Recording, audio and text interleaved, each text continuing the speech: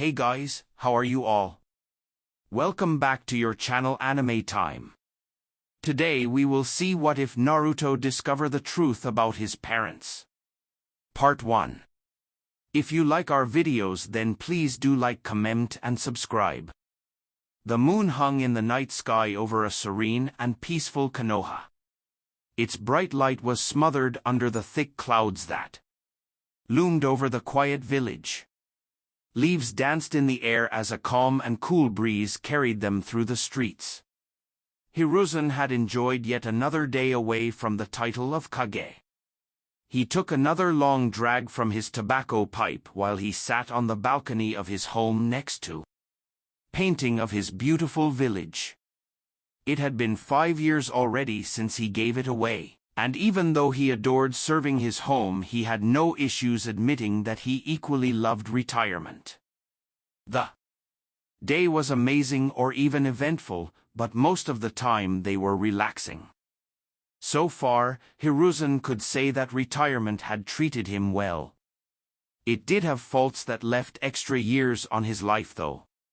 The falling out between him and his star pupil Orochimaru had left some permanent scars on him. More importantly, it had also injured the productivity and safe with the fracturing of the legendary Sannin. Still, that ordeal had been over 3 years ago now, and while scars don't go away, the wounds heal themselves over time. Konoha had truly begun to repair itself. Astonishing to Hiruzen. Even though Orochimaru had tarnished his legacy and became an infamous criminal, and even though Tsunade had abandoned the Leaf Ultra, a fire still managed to persist without them. Hiruzen eyed the next gap to fill on his canvas and exhaled the tobacco he'd been holding within. The white smoke lazily pooled out of his mouth and wrapped around. He then sized up his reference, the Hokage monument, before he began. He smiled. The smoke reminded him of how the monument looked during those misty mornings, where the base of the mountain was covered in fog before the bright sun had time to burn it off.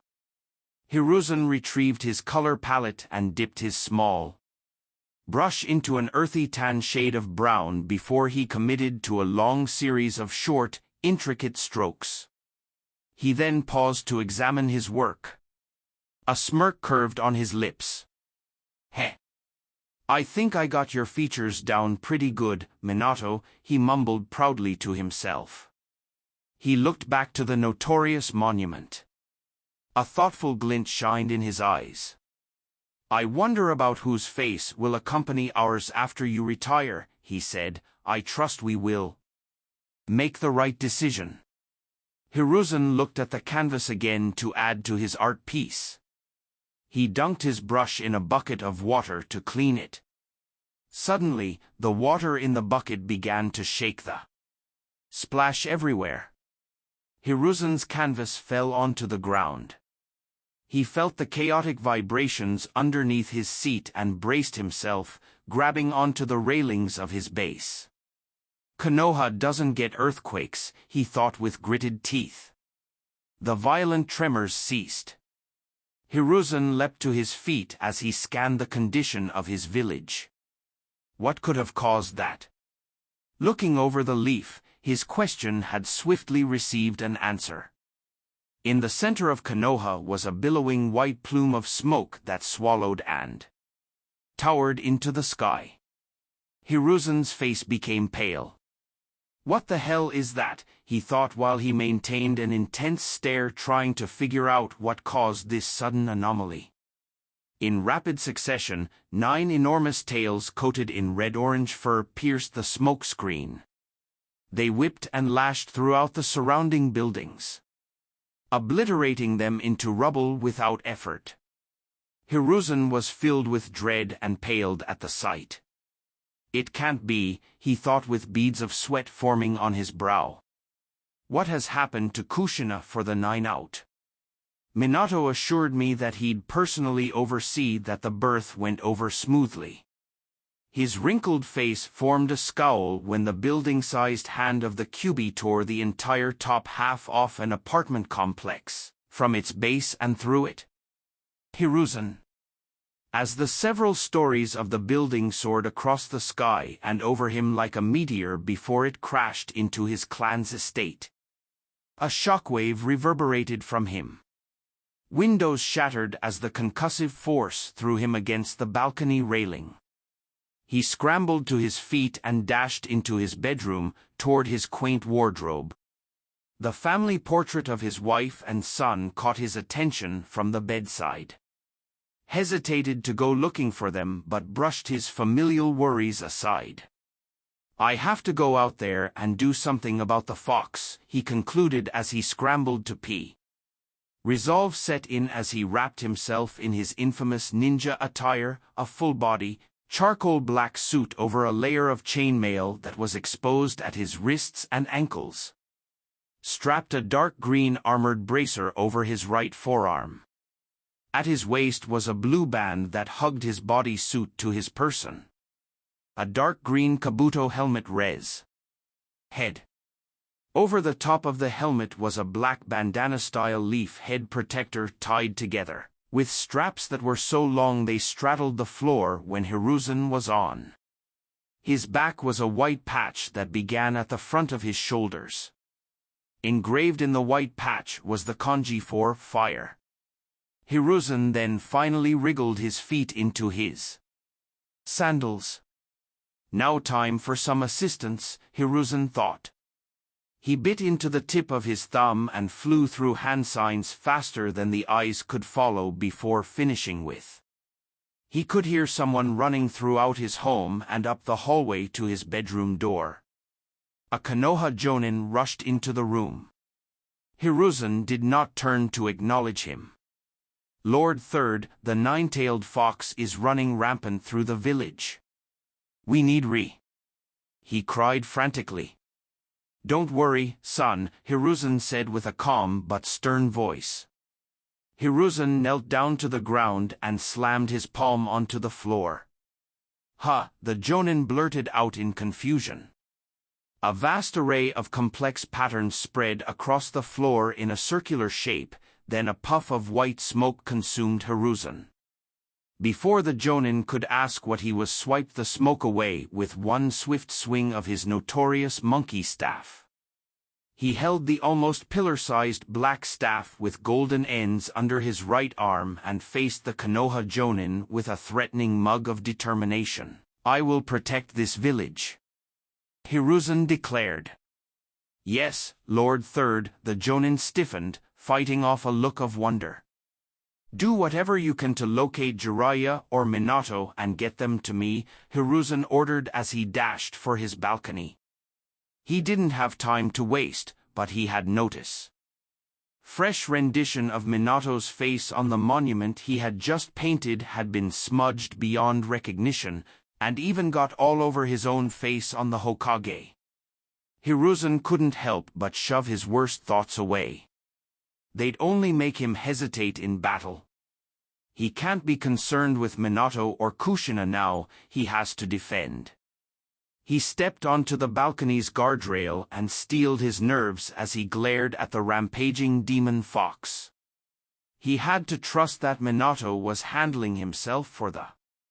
Hiruzen leaped from the balcony and into the sky with a masterful degree of flexibility. He pointed his staff at the ground. "Extend," he commanded it while falling from the sky. The end of the staff shot at the ground instantaneously, digging itself into the dirt at least a foot. The other end of the staff lengthened into the sky, carrying Hiruzen higher up. The top of his kabuto helmet scraped the bottom of the clouds before he pivoted his weight forward toward the nine-tailed demon fox. He was soaring down to the village. "You can't have my village," Hiruzen thought from the skies as his staff abruptly shrank to its original size. The beast was only 100 meters away from him. No. He held the heavy monkey staff over his head and flung his weapon downward with all of his might. The staff snapped down as he allowed it to extend several times. Size and length towards the fox, and it plunged through the air. Wham! The end of his monkey staff cracked over the head of the rampaging Ninetails and slammed its face into the ground, forming a small crater. Hiruzen landed gracefully in the street as his staff retreated into its normal state. Lord Hokage. It's the Sandaime. Hiruzen is here. Hiruzen could hear several civilians and shinobi take notice of him from where he stood. Gotta contain the beast, he realized.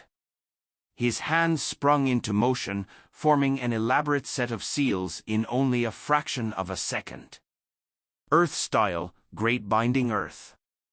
Jutsu, he exclaimed as he firmly stomped the ground with his right foot.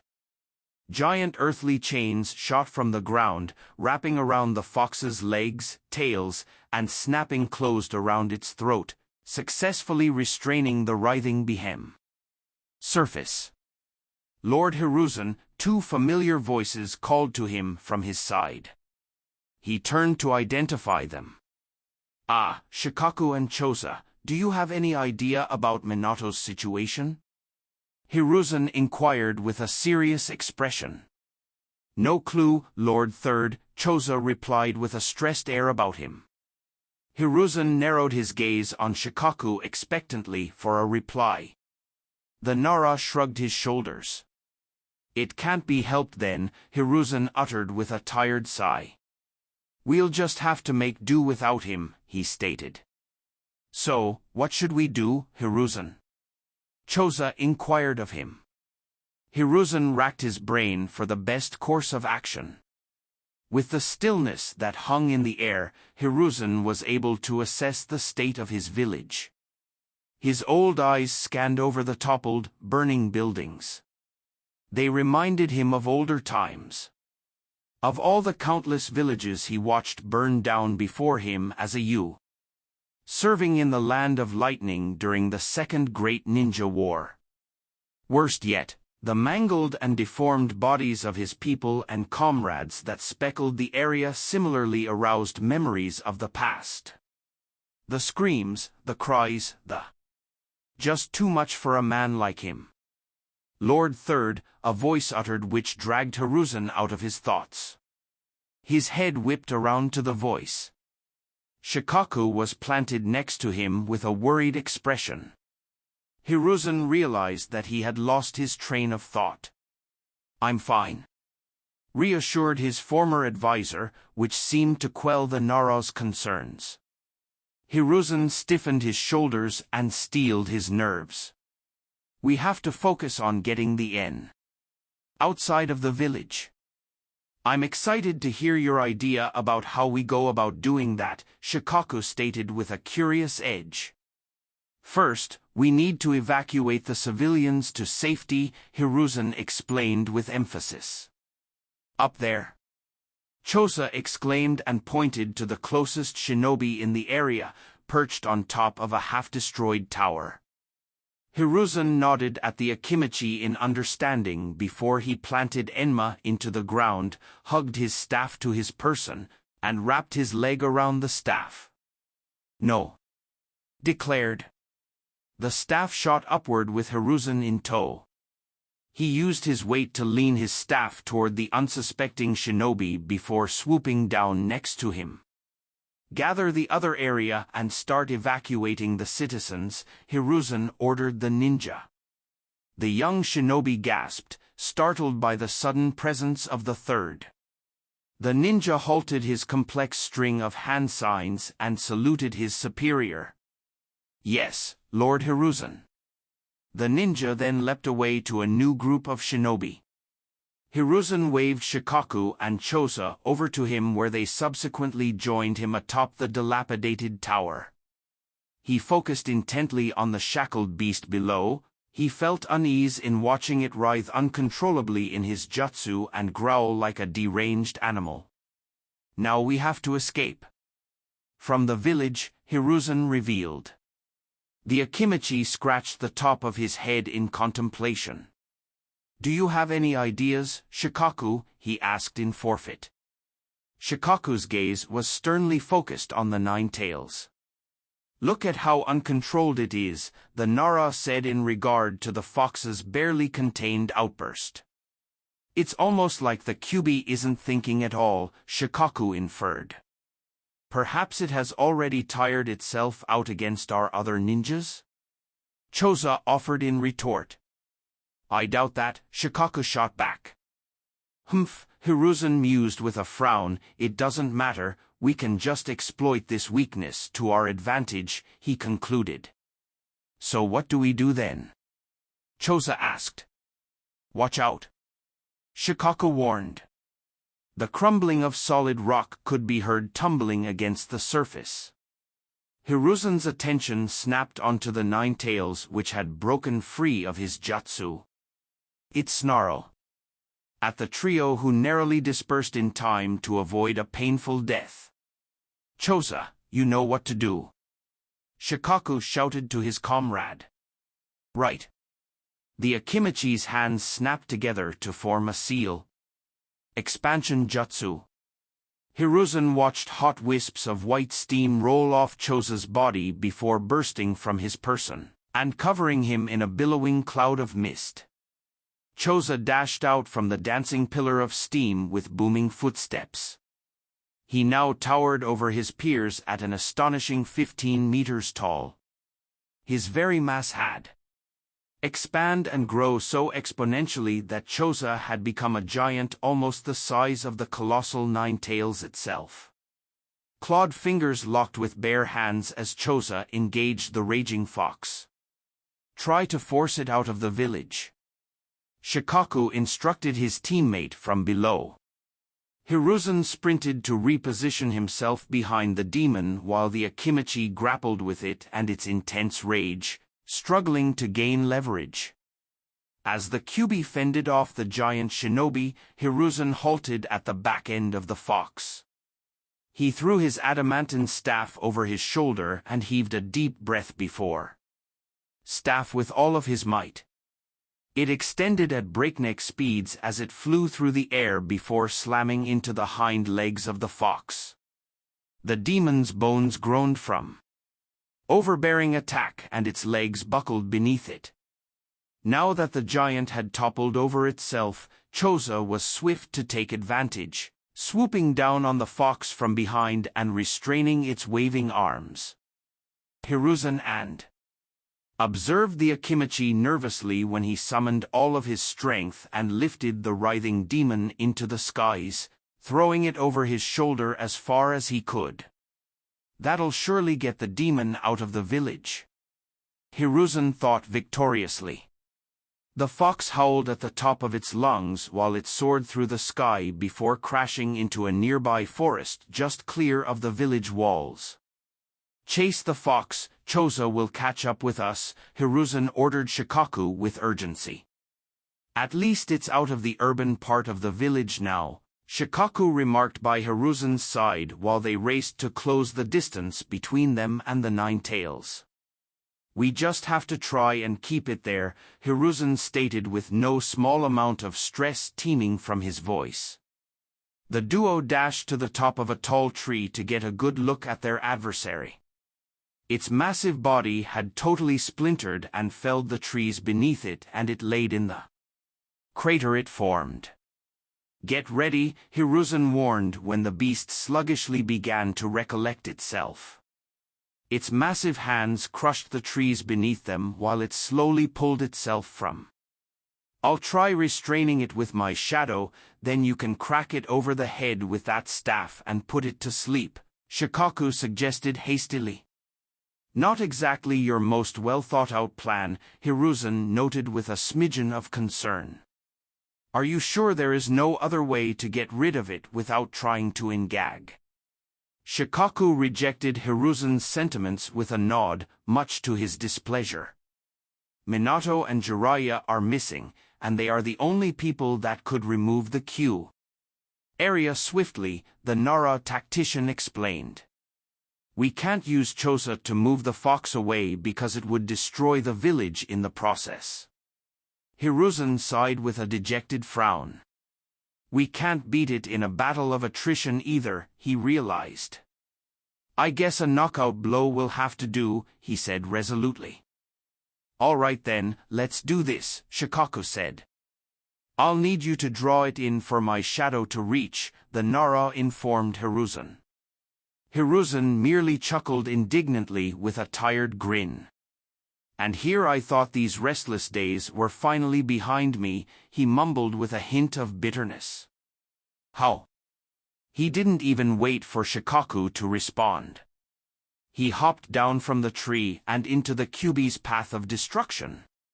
He ran into the new clearing in the forest and La Biju, which was still getting its bearings. Hiruzen held his staff to his side and raised his right hand to his front before making a single hand sign. He focused his chakra expertly, like the other tens of thousands. He had done this. In an instant, 2 smokeless shadow clones poofed into existence. The real Hiruzen retrieved a trusty Fuma shuriken from one of the seals on his wrist guard. He reeled it back and then slung it toward the fox with great effort. Each clone sped through hand signs simultaneously with the original, who completed his jutsu first. Multi-shuriken shadow clone jutsu, he exclaimed as one Fuma shuriken quickly became 100 projectiles soaring at the none the wiser fox. Lightning style, piercing electric shock. The next clone proclaimed to his right before using his fingertips to zap a Fuma shuriken with a blue bolt of lightning that, to the shurikens, shrouding many of them in blankets of crackling plasma. Wind style, slicing wind torrents. The final clone said as it gulped down a large breath and blew out a violent wave of gales that swept over many of the Fuma them to spin much faster and more accurately. The fox was met with a downpour of massive shurikens slicing into the right side of its entire body. Hiruzen observed with a stern expression as the lightning tipped. Assaulted the demon caused it to writhe and spasm in shock. Its eyes shut tight in pain from the wind-coated shuriken cutting deep into the muscles and tendons.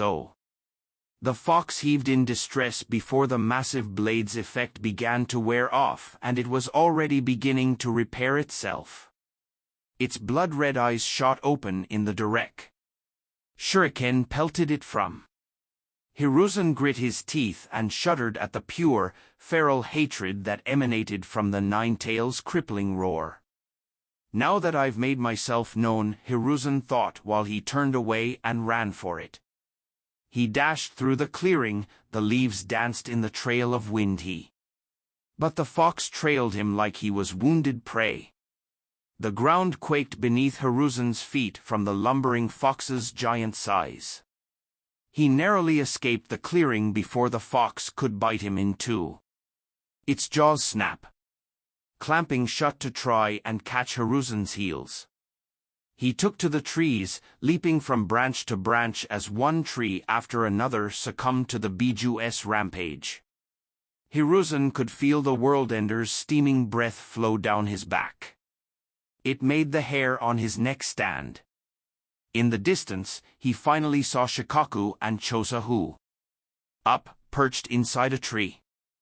Hiruzen drew the beast closer and closer, until he was just meters from the Nara. He ground his teeth together. Here goes, he thought as he abruptly blitzed to that.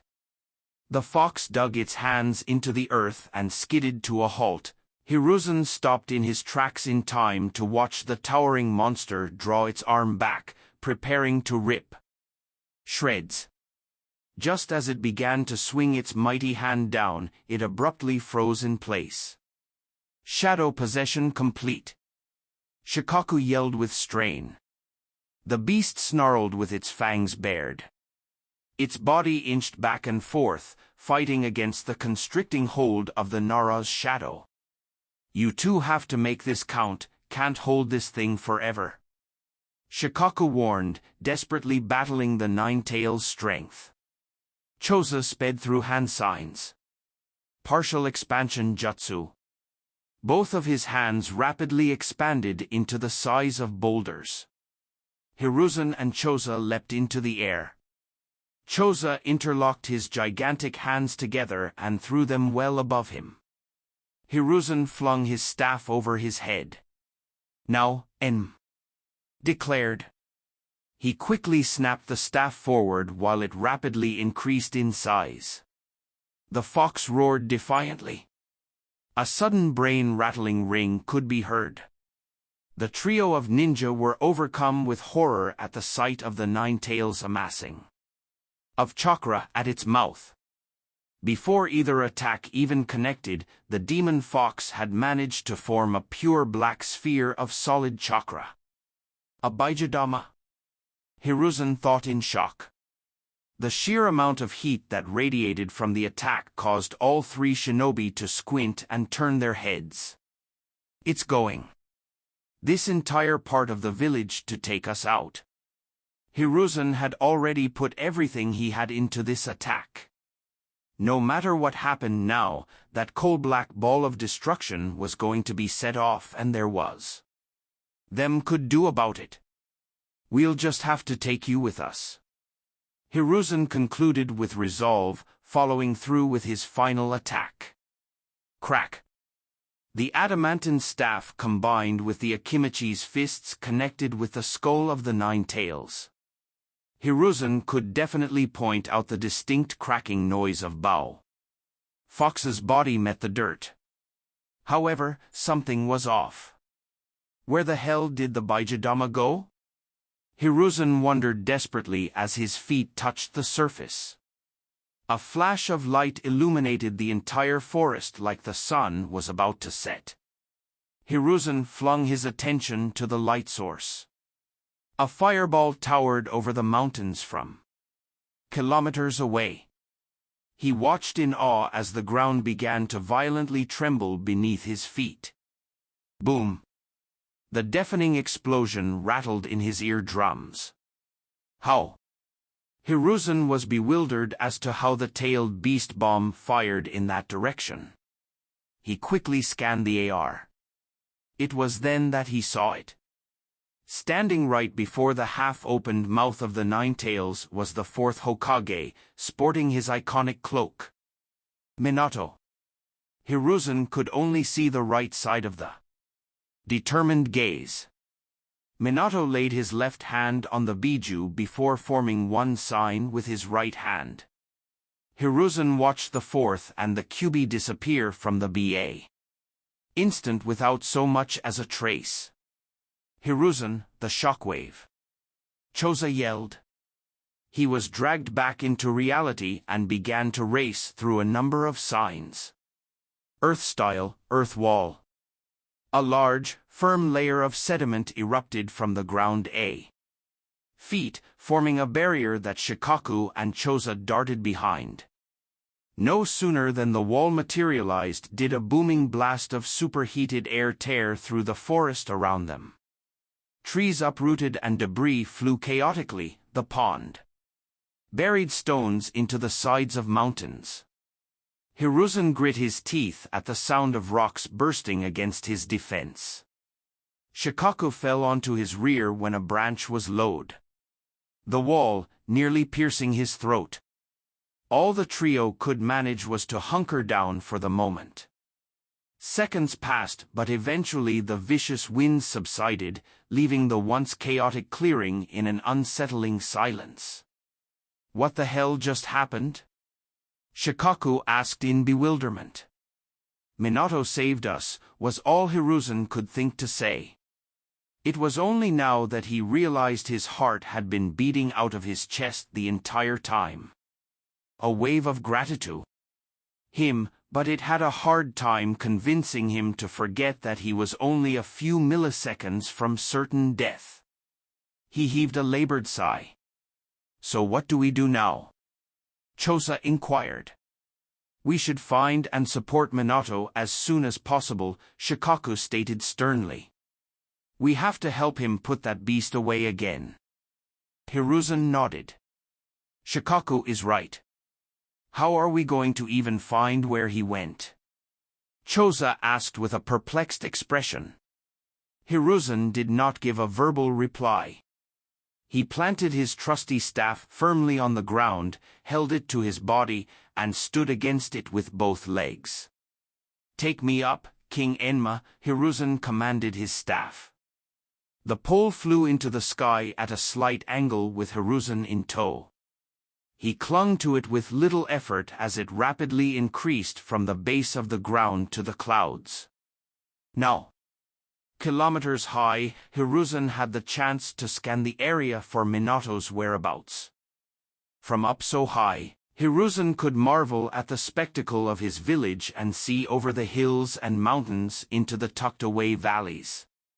"Minato wouldn't teleport so far away that we couldn't provide support," Hiruzen rationalized. He squinted his eyes to gain focus while he scanned the lush forests below. Finally, he spotted it. The whipping and lashing flurry of ginger tails that towered meter. "Trees. There you are, Fox. Minato can't be far away," he thought.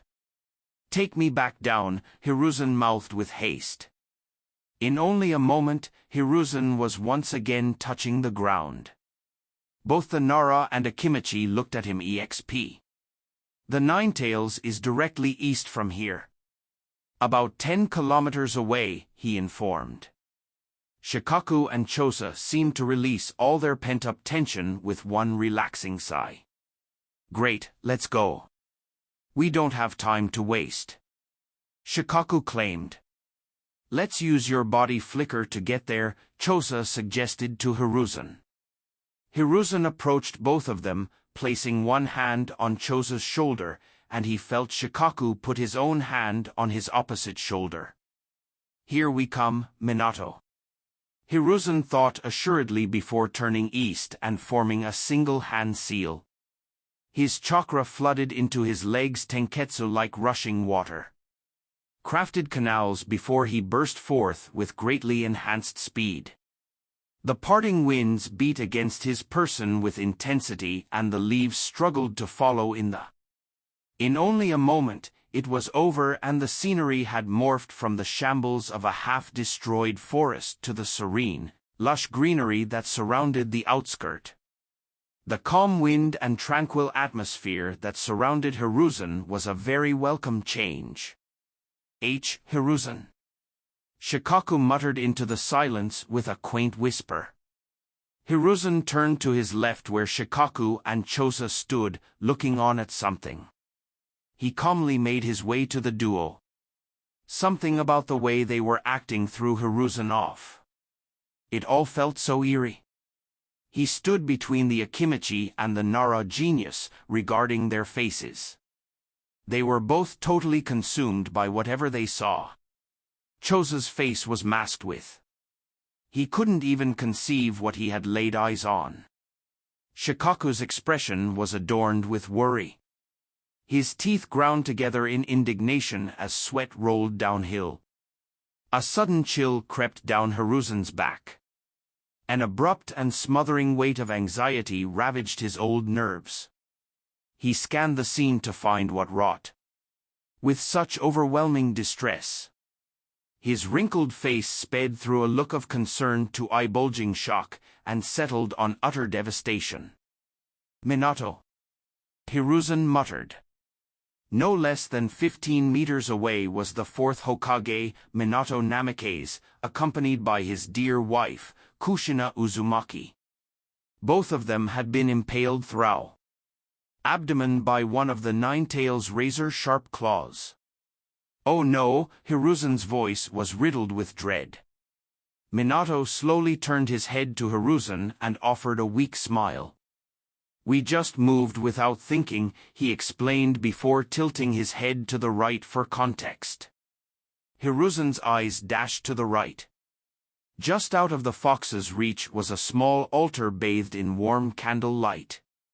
Inside the altar, however, was a truly astounding sight. Newborn baby. I appeared wholly unscathed, not a single blonde hair disturbed on its tiny head. Minato and Kushina never allowed the child to fall into the mercy of Minato hacked up crimson blood into his own hands. It poured out between his fingers and ran down his wrists. His blue eyes were half-lidded. "Meet Naruto," Minato said with a bloody but genuine smile. Hiruzen hardly noticed Kushina slowly running through hand seals. "Hidden jutsu, adamantine sealing chains," she managed to weakly utter. A flurry of chakra chains shot out from the Uzumaki's upper back. Each chain soared toward the Kyuubi, wrapping around each limb and tail, constricting its mighty S. Hiruzen stepped forward to approach the duo. "No," Minato blurted out. "Keep your distance, we have this under control now." Hiruzen scowled at his successor. He knew that Minato would not refuse assistance if he could not deal with the issue himself. "All right, I'll trust your judgment, here." "Compliance. Please begin the seal, Kushina," Minato instructed his wife with a soft tone of voice. "I'll get the 9 tails." Kushina's body fought off tremors as she dabbled the tips of her fingers in the crimson blood that gathered on the Kyuubi's white claw, and began to draw intricate system of infant son's abdomen. Her concentration never wavered even as her blood poured out of her body and pooled on the ground. "It's finished," she whispered while she made the last stroke. "All right," Minato sighed, "here I go." To Hiruzen's right, Shikaku stepped forward in protest. "Don't tell me you're going to seal the 9 tails into your infant son." Dejection was tearing the Nara apart. "It's the only way to contain the Biju," Minato retorted bluntly. "Naruto's the only one here with enough chakra to contain it," Kushina added weakly. Shikaku balled his fists. "He's just a baby." "They kinda have a point, Shikaku." Choza defended, which got a disgusting look from his friend. Minato gazed upon Shikaku with his dreary blue eyes. "The 9 tails can't escape," he retorted with finality. The Hokage collected himself and took a deep breath. He adopted a determined aura before his hands sprung into action, sign after sign going by in a flash. "Those seals?" Hiruzen's eyes grew wide with shock. "Minato, don't tell me you're doing what I think you're doing," he said in disbelief. The fourth didn't respond, focusing all of his attention into his jutsu until he finally made the necessary hand signs. "Reaper Death Seal," he exclaimed while he slammed his hands together. Minato grunted in horrible pain. Hiruzen watched the Hokage's very soul be torn from his body and remain pinned in the sky like it was crucified. His spirits only was hanging blue tethers. Just behind the fiery blue construct appeared a mystical, smoky white cloud. The gaseous cloud swiftly began to transform. It expanded until it towered over the H. It took the form of a ghostly, tattered cloak that danced in the wind. From the sleeves emerged 2 decrepit, purple hands with abnormally long fingers and similar fingernails. The left hand grasped a set of prayer beads.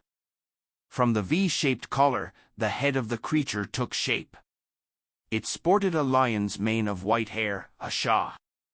Glowing yellow eyes were sunken in its skull. Its serrated teeth were clenched shut around an intricately crafted wakizashi. "The Reaper," Choza marveled. His hot breath became misty in the now chilling air. Hiruzen grit his teeth in frustration.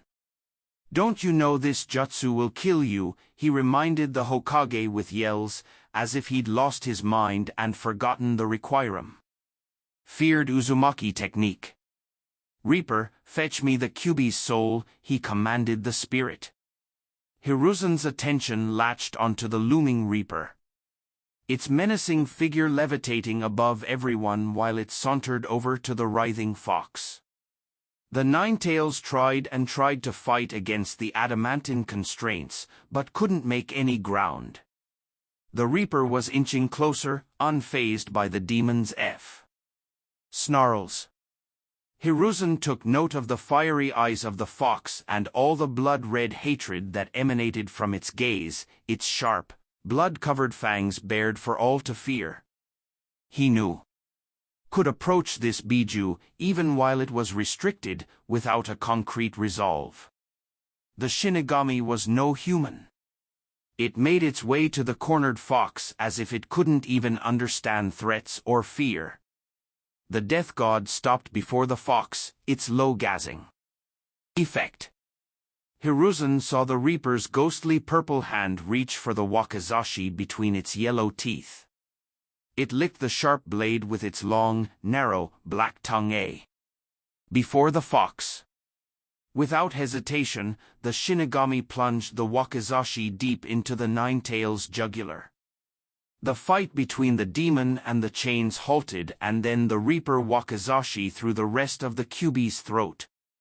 The Nine-Tails' eyes rolled into the back of their sockets as it choked on its own blood. All it could manage to do was lie motionless on the ground, gargling a mix of crimson. The Shinigami focused its supernatural power into a one-handed sign. From within the fatal gash in its neck, a fiery red mass that crackled like fire began to seep. Beast's neck at the Reaper's command. The Nine-Tails' soul, Hiruzen inwardly remarked, full of so much anger. Searing heat was flung from the demon's amassing soul and battled with the chilling aura of the death god. In moments, the entire Biju's life force took the shape. Body. The sheer power of it beat against the trees and made the wind roar uncontrollably. With the fox's spirit separated from its person, its body gave out under the chains before rapidly decaying into dust. The Nine-Tails was dead. Minato and Kushinabe face forward onto the ground because they could not stand anymore. The Shinigami swiftly whispered mystical chants over the prayer beads that clung to its left hand. When it concluded its murmured prayers, the ghastly figure held beads before the Biju's soul. Between the hollowed bores of the beads the breeze eerily whistled until something changed. Abruptly, the soul of the demon was being hastily consumed by the bee. If the Reaper's venerated tool was some sort of soul catcher, they acted like a vacuum to the beast's life force, sucking it away to be contained inside. Hiruzen gasped in bewilderment. He couldn't believe how quickly such a strong spirit was being devoured. The Nine-Tails' soul is gone. Shikaku shakily blurted out. When all was said and done, the Reaper leisurely turned around, beads in tow, and made its way back behind Minato's spirit. Now that we have the Biju's spirit, its body will have no choice but to reform within Naruto, thereby securing the Kyuubi's full power within him, Minato explained. Minato wiped the blood from his chin and wearily began a series of hand seals. What are you doing now? Hiruzen's eyebrow twitched frantically as he beckoned the Hokage. The next step, Minato replied as he finished his next jutsu. Summoning jutsu. He laid his right hand on the surface and a wispy plume of smoke erupted into the air next to him. A knee-high toad hopped out of the white column. Its back and its front was a warm orange pigment. Most peculiar of all was the toad's midsection, which was wrapped in a layer of white bandages. Minato, the toad beckoned with its high-pitched voice. Ma and Pa just informed us of what's going on in the leaf. Is Master Jiraiya okay? The amphibian asked, betraying its concern.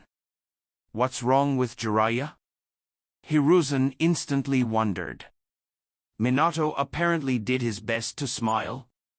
Not the time, Geratora, he said while throwing his thumb over his shoulder to point out the giant hole in his back. Geratora gasped. Great sage. What do you need me to do? The toad waited intently for instruction. Minato choked out another bloody cough. "We need to use your scroll," the fourth said. Geratora immediately tore the bandages from his abdomen, exposing a lightly tan cylinder where his guts should be.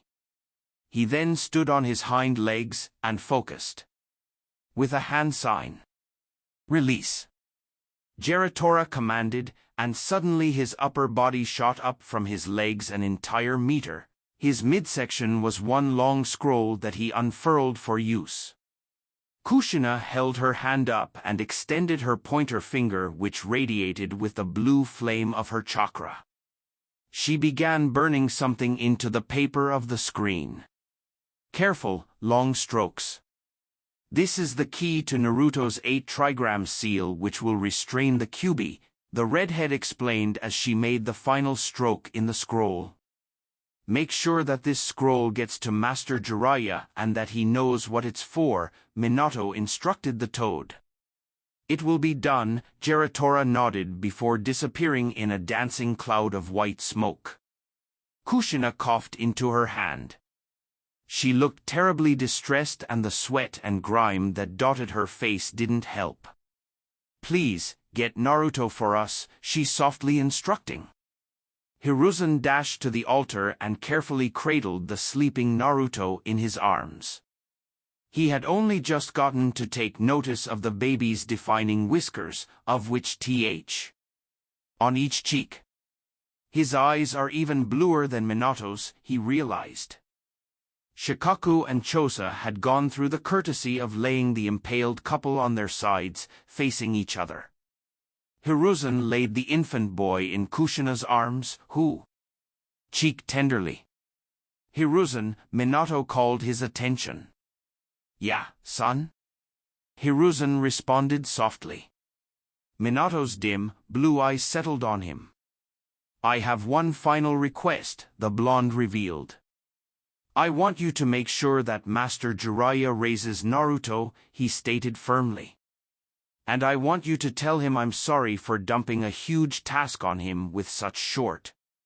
Fourth instructed half-jokingly. Hiruzen resolved himself.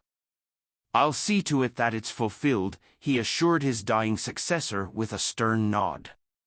A calm but melancholic stillness consumed the area. "Let's infuse what remains of our chakra into the seal so that one day he will be able to meet us," Kushina offered to her husband, never taking her eyes off of Naruto. Minato just laughed weakly while he stared longingly at his son. "That's a great idea." His fingertip was engulfed with a new, warm, blue flame of chakra. It danced in the wind until he placed his finger on the seal of blood over the boy's stomach. "Left," he quietly noted while he eloquently traced each line of the seal with his finger. Kushina swiftly followed after Minato had finished. "Now the seal will be reinforced with both of our chakras," she murmured in whispers. "I guess this means it's time for goodbyes," Minato said somberly. Hiruzen's stomach folded over itself when he heard Kushina sniffle before she wiped away the tears clouding her eyes and sighed weakly. Hiruzen couldn't help but needed to be this way. "I'm sorry that our time is being cut short," she spoke softly into her child's ear. "I know it's unfair that we won't be there to watch you grow." Her voice started to continued on. "It's going to be difficult to contain the Kyuubi. People are going to treat you differently and much will be expected of you." The Uzumaki held the infant closer and tighter to her with all the remaining strength she had. "There's going to be a lot of hardship ahead that we won't be there to. And times will come where everything will feel hopeless." She clenched her eyes shut to pinch off the tears that kept building up. They streamed down her chin and stained her cheeks. "But, regardless of all of that, just KN. Father and I will always be with you in your heart." Kushina touched her forehead to her son's and ruffled his short, blonde hair. "There's no doubt in our mind that you'll make a wonderful shinobi that will become big. Strong enough to always keep moving forward," no matter what's in your way. Hiruzen hated watching Kushina pour her heart out to her son, but he couldn't bring himself to look away. Her pain and sorrow was not lost on him. And know that. We couldn't raise you, we're certain that Master Jiraiya will turn you into a fine man, she asserted through gritted teeth. Kushina winced in distress but never took her eyes off Naruto. I just want you to know that we love you more than anything in the whole world, she concluded cracks in her voice and began to sob.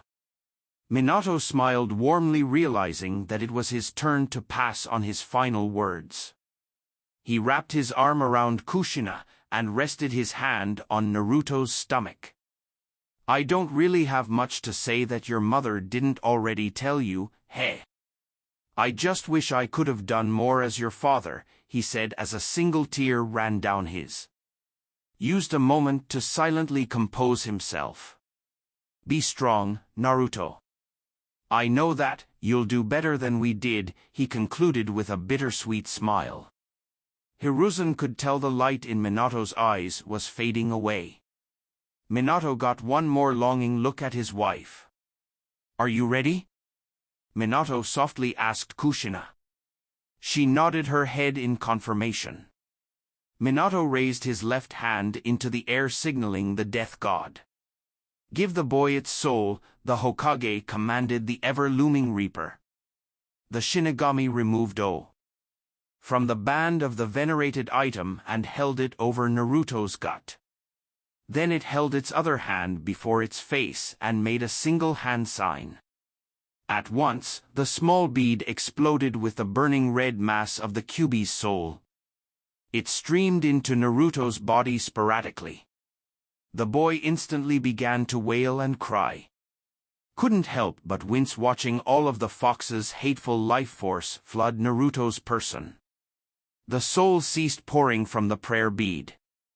A hiss could be heard over the child's screams as the soul of the Nine Tails was wholly forced in the seal of Kushina. Blood. Minato formed a final hand sign.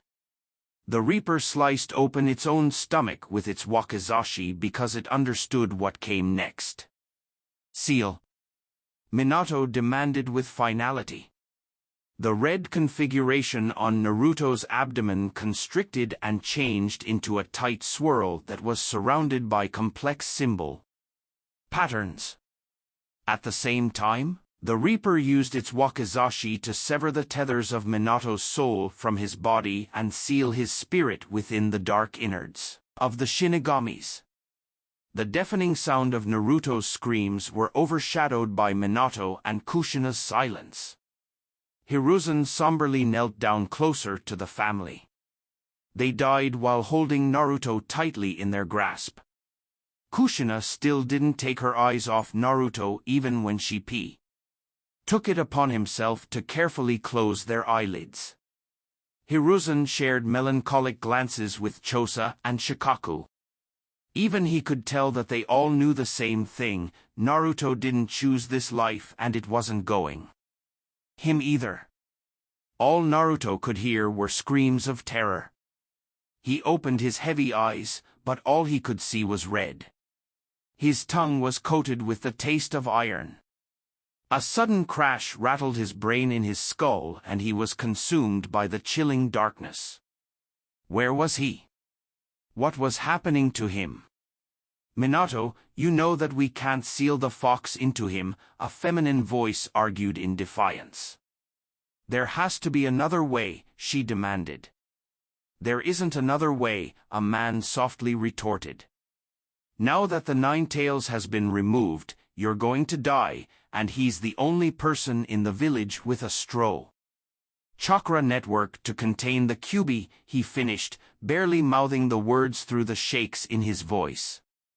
Naruto tried to focus his eyes on the arguing duo, but his vision was too hazy to make out who they were. At least this way he will be regarded as a hero for helping us to defeat the beast, the man reasoned. Our son will be instrumental in saving the village. The village? Naruto heard those words and recoiled. He ground his teeth together. A searing hot rage rapidly consumed him. His eyes shot open, directing their piercing anger at a blond man in a white cloak and a red-headed woman wrought with fatigue. They stood over an altar with a newborn resting on top of it. "He's our only hope, Kushina," the man concluded, his tone not betraying the sadness on his face. The woman turned away from her husband. She closed her eyes and looked down in defeat, beginning to sob into her hands. The blonde placed his arm around her, head against his chest. She began to cry uncontrollably into his flak vest. Naruto had no clue about who these people were, but his blood boiled underneath his skin. It didn't matter that he didn't know why he hated them. What mattered? Needed to kill them. I know you're right," she whimpered. She wiped her eyes and calmed her nerves. "How do you want to get rid of the fox?" she said through barely held together. "We'll use the 8 trigrams, then I will wrestle the Kyuubi's chakra into the seal." These people are trying to get rid of me, was all that Naruto understood. Just like the other villagers. He didn't know why, but he felt so slow, so encumbered. If he didn't act now, he believed he was going to die. These 2 strangers barely acknowledged him. They were too focused on the baby that laid on the altar. He could hear their whispers, but they didn't concern him. They threatened his existence, so Naruto needed to defend himself. He summoned all of his strength and managed to draw his arm back over his head to attack. "If this kid is the only thing that can take me out, I'll just get rid of him," he thought as he swiped down at the baby with all the speed he could muster.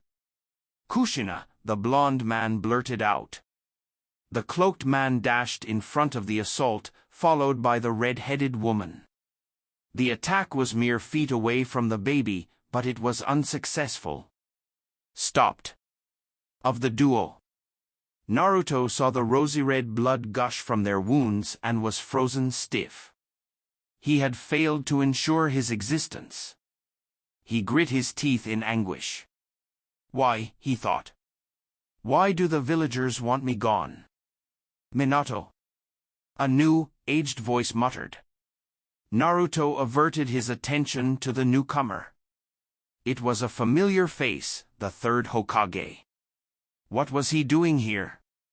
"Minato, what are you doing?" the old man protested through clenched teeth. Naruto quietly observed the interaction while the blonde and the redhead bled out from his attack. "He's the only person who can contain the fox," Minato retorted with a stern expression.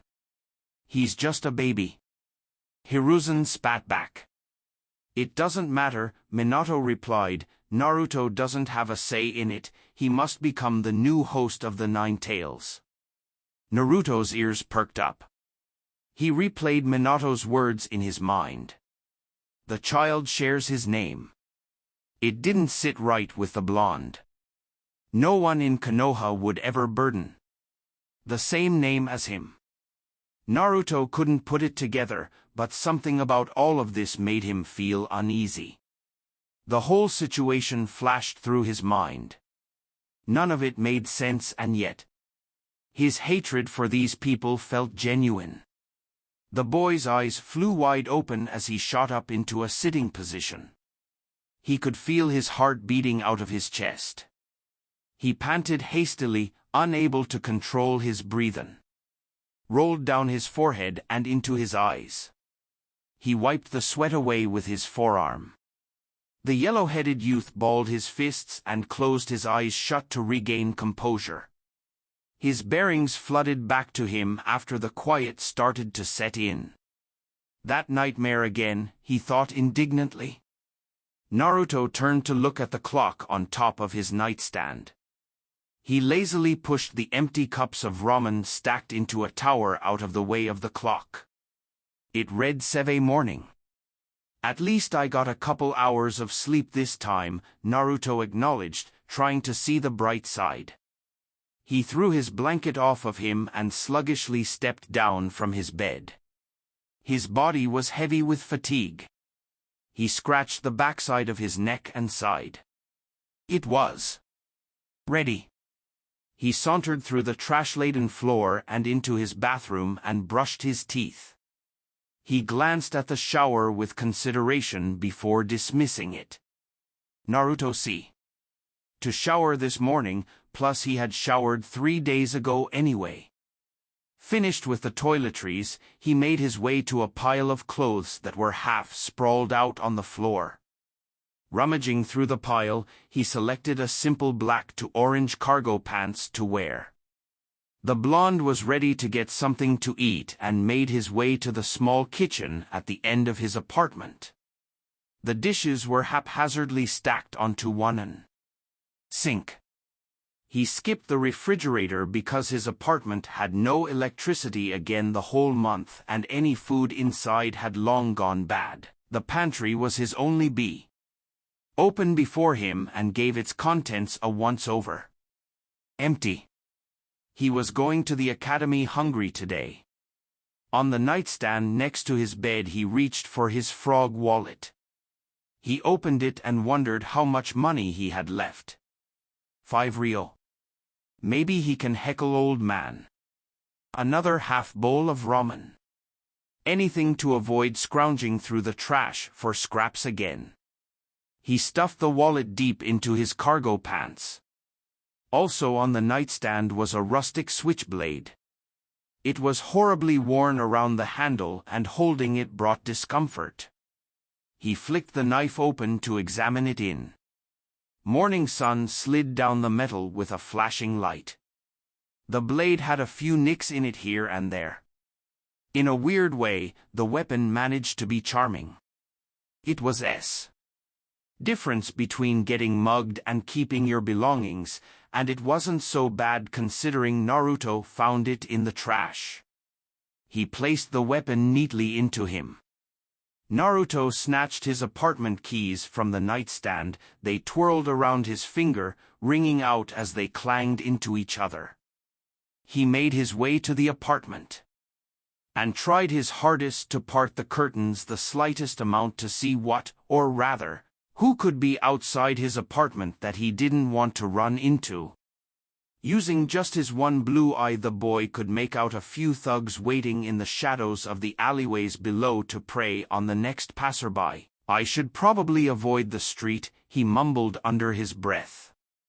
He paired his keys with his wallet and turned to the window next to his bed. Beyond it were the alleyways, which were perfect for avoiding confrontation. Unlocking it, he gently lifted the window open to avoid as much of the squeaking in the frame as possible. He threaded one leg outside and then the next, before falling through and landing on his feet with a splash below. The window fell closed with a thud. Looking to his left and right, he made sure no one was around to spot him.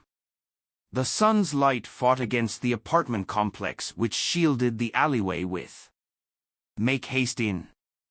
Naruto trudged through the puddles, keen on every noise he made. He was careful not to bring attention to himself, at least not until he got to the academy. Unfortunately, the blanket of stealth that he enjoyed in the alleyways of the slums was fleeting. No matter what route he took, he'd end up in the urban sprawl. Eventually, he lowered his gaze to the dirt and cobblestone path. Looking up brought risk, something he'd learned many times over. Villagers tended to ignore those who didn't contact. He lowered his gaze to the dirt and cobblestone path. Looking up brought risk, something he'd learned many times over. Villagers tended to ignore those who didn't contact. Your average friendly banter was swiftly reduced to whispers when the people saw him out. He couldn't hear the words they mumbled to each other behind his back. What they were saying anyway? They were warning their fellow villagers that the demon was out again and they needed to be on guard. It didn't bother him anymore though. Not like it used to. Learned to just keep moving despite how much it tore him up inside. Every time Naruto brushed past another stranger, his heart would jump in his chest. He had to fight the oxygen down his throat to keep from hyperventilating in from. But he had become accustomed to hiding that anxiety deep within. Any behavior that made him anything more than invisible was always misconstrued to be a nefarious act of a demon. When you panicked and flipped out, you got B. Or both. But luck was with him today, and how grateful he was for it. He made his trek to the academy without any interaction with anyone. A sigh of relief escaped. Stepped over the threshold that marked the academy grounds. However, he was taken aback by an unsightly crowd of people forming around one point in the middle of the academy training field in a neat fashion. He approached.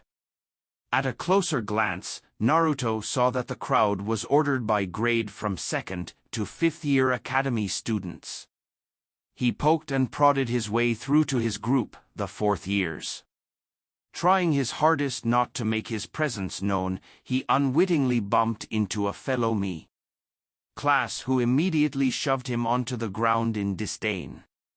"Don't touch me, punk," Kiba threatened through his bared fangs.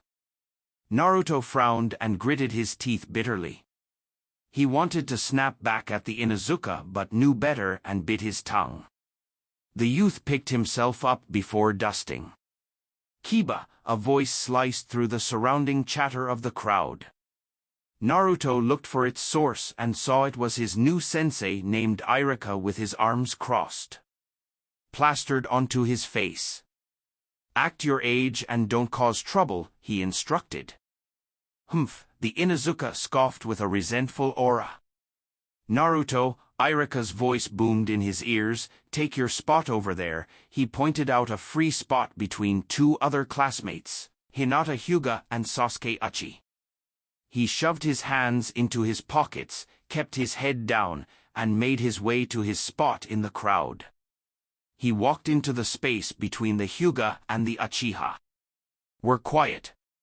The Hyuga appeared nervous, like she was shrinking under someone's stare. She always twiddled her thumbs and tapped her index fingers together over and over. Much of an opinion of her, besides she never treated him wrongly. The Uchiha held a more aloof air about him. He stuck to himself and was good at it. Naruto could relate in a way. They were opposites otherwise though. Sasuke accounted. One every spare. Naruto couldn't help but be envious of him. Those were luxuries that Naruto simply didn't have. But something about the Uchiha infuriated Naruto. It wasn't that he everything Naruto wanted. It was that the Uchiha didn't seem to be grateful for any of it in the slightest. He made friends with no one and was indifferent to everything. He acknowledged none around him no matter what they did. He possessed all of this amazing talent. Tried to share his secrets. He was just an all-around uptight, selfish, arrogant bastard. What was even more infuriating to Naruto was the fellow classmates who fell before his feet and ogled him constantly. They vie for his attention like a circus of clowns, understanding that he wants absolutely nothing to do with them. It was pathetic to watch. But because of Sasuke's inherent greatness and all the positive attention it accrued, Naruto knew one thing for certain. He just had to prove that he was better than wanted to enjoy all of his privileges. Naruto tried and tried to one-up the Uchiha the last couple of years any way he could. He can't outscore him on written tests because he still hasn't been taught to. Didn't necessarily hinder him. He knew that the best way to win people over was with direct competition. So, Naruto always tried to fight the Uchiha during taijutsu shinobi spars. Naruto always lost. Brutally. He was never taught any of the traditional taijutsu katas that were taught to all the other students. The teachers just never paid him a little taijutsu techniques he did know were self-taught or his best copy of what techniques he watched others do. He didn't need anyone to tell him that he was very though. He knew he was terrible because he had never landed a single blow on Sasuke during any of their countless spars. Naruto never ceased trying to win. Using new tricks, new moves, new strategies, it didn't matter. He could never close the distance between himself and the Uchi.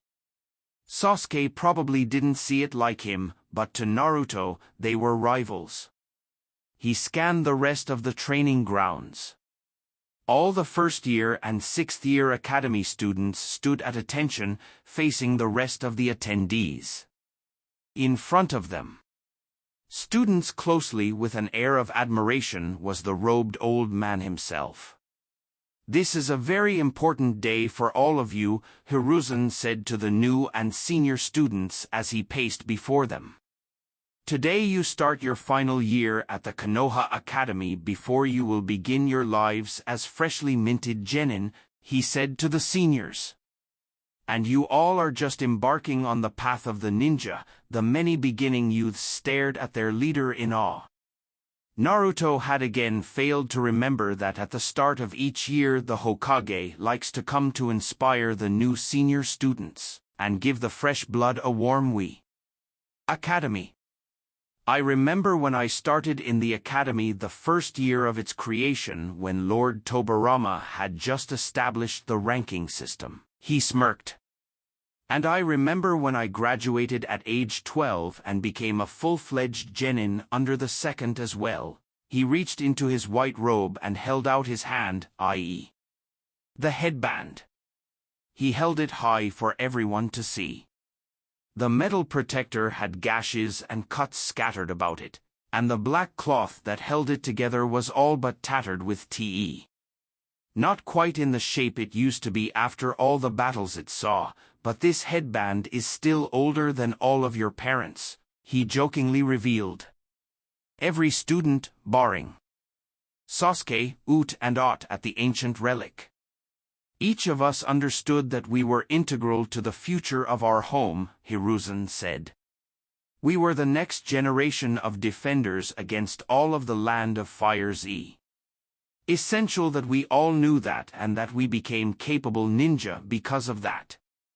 His wooden cane tapped against the ground as he circled back around to continue his spiel. To protect your nation, your people, and your loved ones from those who seek to destroy them is one of the most noble goals that exist. There is evil in this world. At nothing to eradicate what is good. The shinobi world is dark and hellish and crashes down on you like the never-ending waves of the ocean.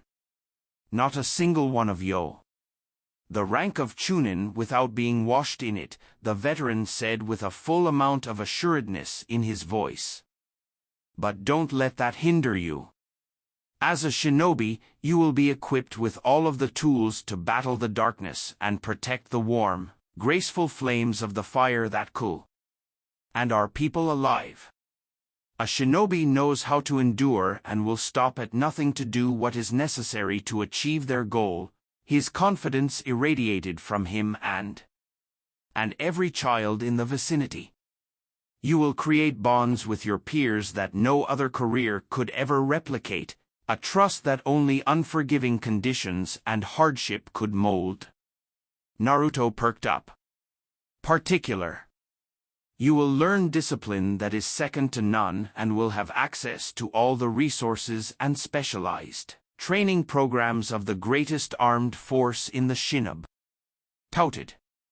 The Konoha Ninja Academy is the most prestigious in the Land of Fire. Being accepted into it is an honor and graduating from it is a great achievement. The third matter-of-fact tone. The staff of this establishment, your teachers, were handpicked by me and my advisors because we were confident in their ability to bring out the best in you. You understand and prepare you for the life of the ninja, the aged man said with a stern edge. Yeah right, Naruto bitterly remarked. He couldn't help but roll his eyes and scoff at Hiruzen's words. I've hardly been taught a thing by these hand-picked idiots. Each of your journeys down this road will mold you into some of the finest shinobi our country has ever seen, and I admire every one of you for taking it upon your become the defenders and leaders of our country. The old man then concluded with a respectful bow toward the kids. Nearly all students, new and old, broke out into a miasma of whispered tones, wows, and admiration. Naruto was also a victim of the third's inspiring speech.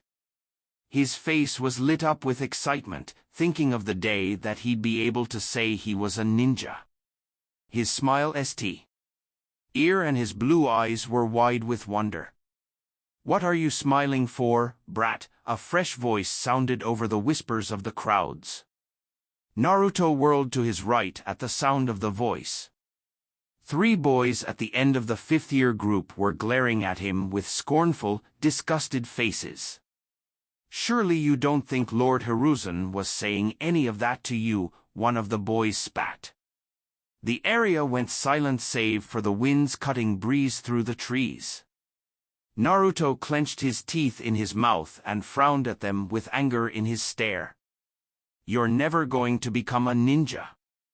You're as smart as a sack of rocks and everyone hates you, the last boy exclaimed. Naruto's stomach folded on itself hearing the snickers and hushed laughs of his peers. Red flushed his cheeks from embarrassment. Haha, good one Goji, one of the boys commended the other. Cut it out, you 3.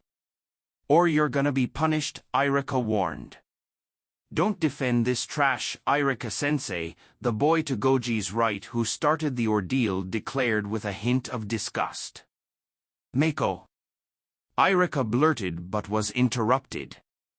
I'm not trash, Naruto protested firmly. And I'm gonna become an even greater ninja than all 3 of you clowns combined, he declared assuredly.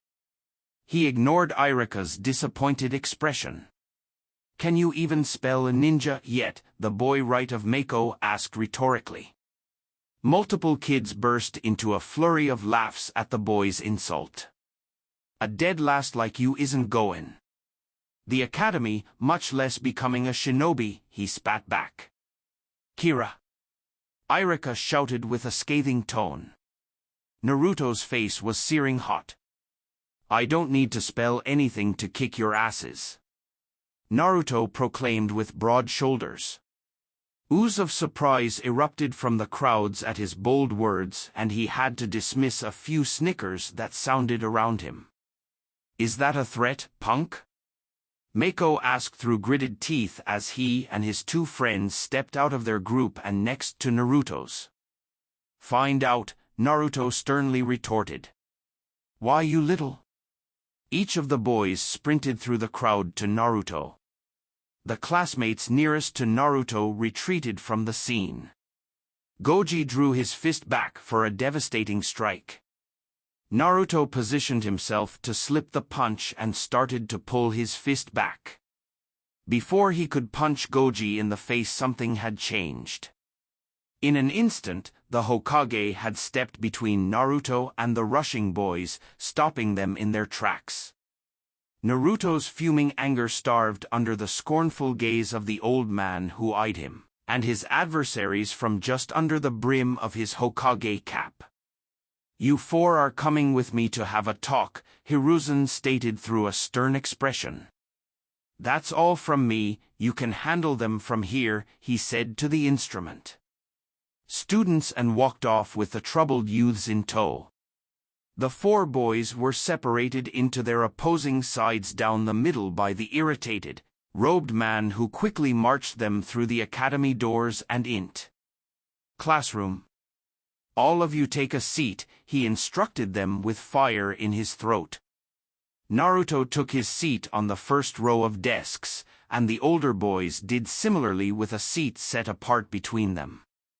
Naruto couldn't quite tell, but he swore that Hiruzen eyed each of them with a tinge of thoughtfulness and sorrow. The aged man focused his scornful attention on Mako, who had spoken out to belittle Naruto first. Tell me, Mako, what about Naruto was so important to you that you felt the need to speak out during a celebration of your fellow students? The old Kage asked. Mako's face was flushed with surprise at being put on the spot. The fact that he was being called out by one of the greatest shinobi to ever live probably didn't help either. Well, Mako mumbled. You felt like tearing down a fellow student who you saw as lesser than you, Hiruzen answered matter-of-factly. Naruto watched with glee at Mako's dumbfounded face filled with red-hot embarrassment.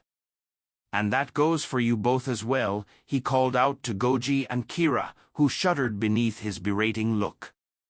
All three of you were so caught up in your own selfishness that you had to belittle another person, and simultaneously sour an important event for your fellow stud. Man laid out the truth before the trio, much to Naruto's pleasure. Naruto grinned triumphantly. Hee, yeah, that's right. Eat that, you clowns, he laughed at his bullies who looked at him with indignation. Hiruzen sighed. And then there's you, Naruto, he continued. Huh? Naruto gasped in bewilderment. You may not have started the altercation, but you certainly had your fair end of the participation, Hiruzen pointed out to the youth. You egged them on to resort tea. A fight would have broken out if not for someone stepping in. Naruto's triumph was swiftly squashed under the boot of Hiruzen's criticisms. All of you are supposed to one another, befriend one another. Your up-and-coming ninja, and your comrades, the aged Kage rattled off to each boy. The four of them shared bitter looks. This insolence cannot be tolerated. Wait here, I'm going to notify your parents and then you're coming with me, Naruto, the Hokage revealed as he walked out of. Closed it behind him. Wait, what? Mako exclaimed. This stupid brat got us in trouble with the Hokage and now our parents are gonna get involved, Kira scoffed in disdain. Naruto's expression soured. What's the problem? Your parents will probably understand anyway, he retorted.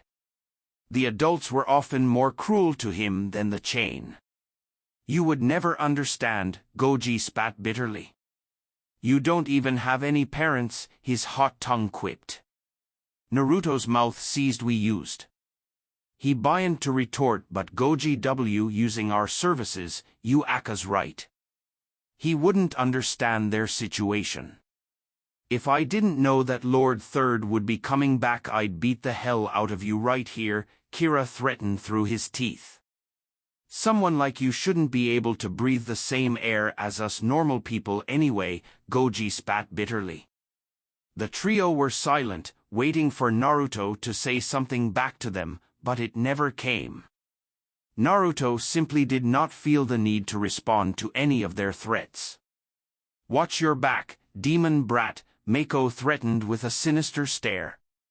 A few silent moments passed and the door creaked open to reveal the Hokage, who was accompanied by a trio of women. Presumably the mothers of the boys.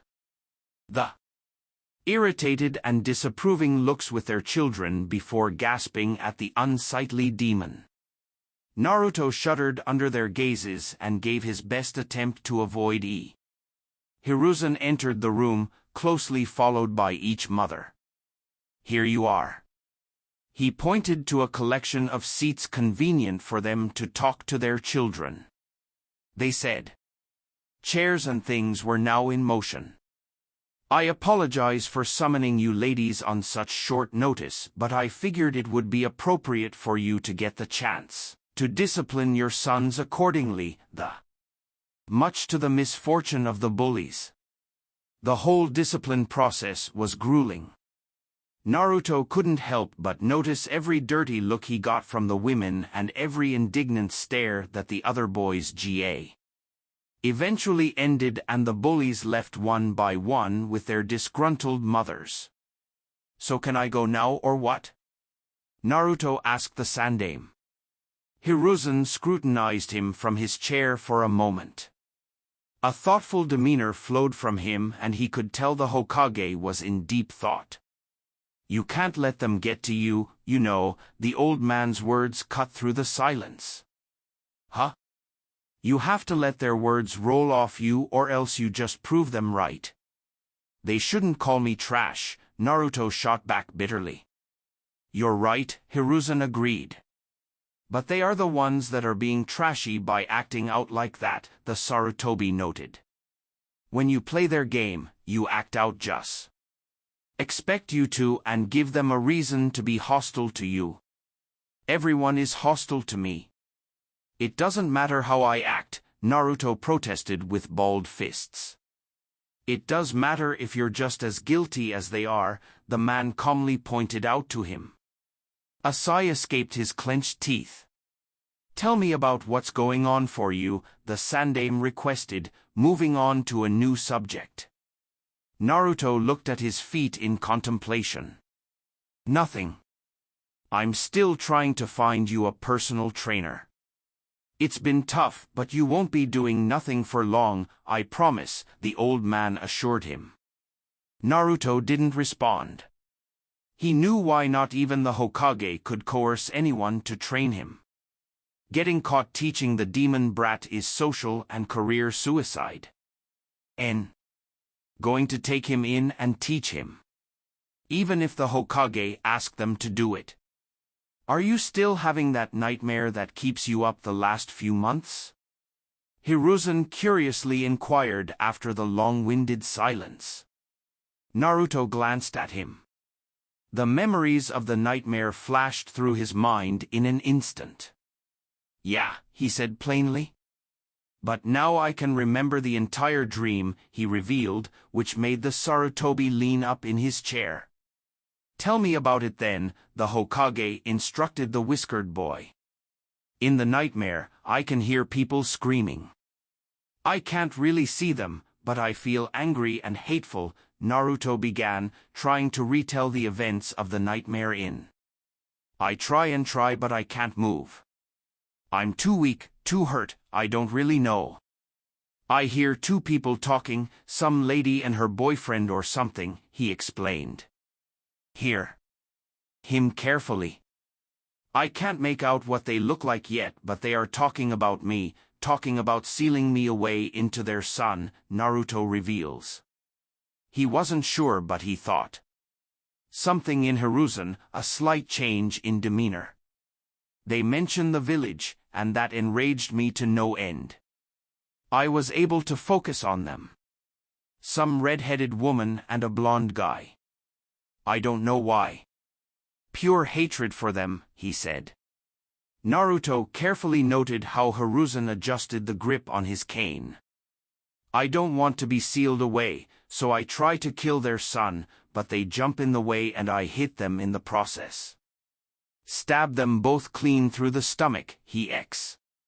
"Names were Minato and Kushina, I remember that." He watched the Sandaime for any developments in response. "Then you showed up. Said it was a bad idea to seal me away into the kid. And the dream basically ended." Naruto looked down to his feet. "But something about a wrong. In the end, the man, Minato, called his son Naruto," he shakily revealed. He faced the Hokage for some form of reassurance. The old man was silent for a moment. He appeared in deep thought about what Naruto had revealed to him. Naruto grew impatient. His nerves got the best of him and he felt that he just needed to hear the Hokage say what he was withholding from him. "What do you think, man?" Naruto beckoned with concern. Hiruzen sighed and pursed his lips. He met Naruto's gaze with his own tired eyes. "Your seal is loosening and the Nine-Tails chakra is leaking out of it," he explained. Sleeping, its evil chakra mixing in with your own is making you see its memories, the aged man explained matter-of-factly. Naruto gulped down a lump in his throat. Am I going to be all right? Oh yes, of course, child. The seal is meant to loosen over time to allow your two chakras to mix. Very soon, you'll be ready to start training to control the fox's pow. Hokage tried to quell his worries. So, if I'm seeing the Kyuubi's memories, that means that the baby in the dream is actually me. Naruto felt his heart race again. This huge realization at the fore. Mind was rearing its head once more.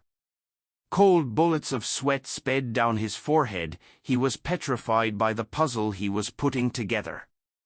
The crow's feet under Hiruzen's eyes became more pronounced. He looked longingly at Naruto. Naruto could feel the air get thicker and more humid. The entire atmosphere of the room had changed with the direction of the conversation. The whiskered blonde F. His arms stand up as a tense sense of panic set in. Understand what easier? Naruto inquired. Though he was unsure if he even wanted to hear the answer to his question. This is an S-rank government secret, Naruto, so you can't let what I'm about to tell you get out to anyone else, the old man cryptically warned. Trust me, it's in interest that this stays a secret, otherwise you could be in severe danger. You need to give me your word that you won't tell anyone. Naruto could feel the severity of the Hokage's words get heavier with every sentence. Why, you have my word, Naruto promised, barely sure of himself. Hiruzen closed his aged eyes and let out a labored breath. He looked into Naruto's blue eyes with sincerity and something else. Naruto focused his full attention on voice. The red-headed woman in your dream was named Kushina Uzumaki. The blonde man was named Minato Namikaze, the Hokage began. Naruto nodded along in UND. The old man. They were both Konoha shinobi. Minato was the fourth Hokage. They were your mother and father, the Sandaime explained to him. Naruto froze in place. He felt a ringing in his ears grow louder and louder until he felt deafened. His heart began to beat vigorously into his own rib cage so badly it had to start throbbing. My parents? He thought with a hint of happiness at finally receiving a name for them. The moment of reprieve was narrow. Naruto's genuine smile was replaced with a dark realization. His face was lathered with unyielding hopelessness. They're dead. I'll never meet them, he somberly thought. The feeling of hopelessness weighed down on his heart and grew into a crushing ocean of sadness. He replayed the nightmare over and over in his mind. It was all he could think about to understand what they looked like. What they sounded like. He watched wide with horror over and over again every single time the Nine-Tails tried to attack their child, him. How loving they were, he thought, feeling robbed of his pair. His face flashed with an awful look of terror. It hadn't occurred to him until then that he had been dreaming about slaughtering his beloved parents for months on end. Hatred he felt for them, all the times he cursed himself because he couldn't kill his mother, father, and himself. All of this was the influence of the Nine-Tails? How's he so evil? He trembled under the disturbing malice that permeated within himself. But wait, he thought in realization. If the nightmare is accurate, then that means that they sealed the Nine-Tails into me. The surface underneath Naruto fell through as if the entire planet just crumbled away and left him careening into the infinite blackness. A million different emotions. Him like tsunami waves. They swallowed him, beating against him relentlessly until he was drowning. He remained completely still, preserved in a layer of shock. My father was the fourth Hokage, he repeated over and over in his mind hundreds of times. He tried desperately to make sense of it. The hero of the leaf put the into his own child. That couldn't be. It doesn't add up. What sort of parent, especially a hero, would burden their newborn child with such a fate?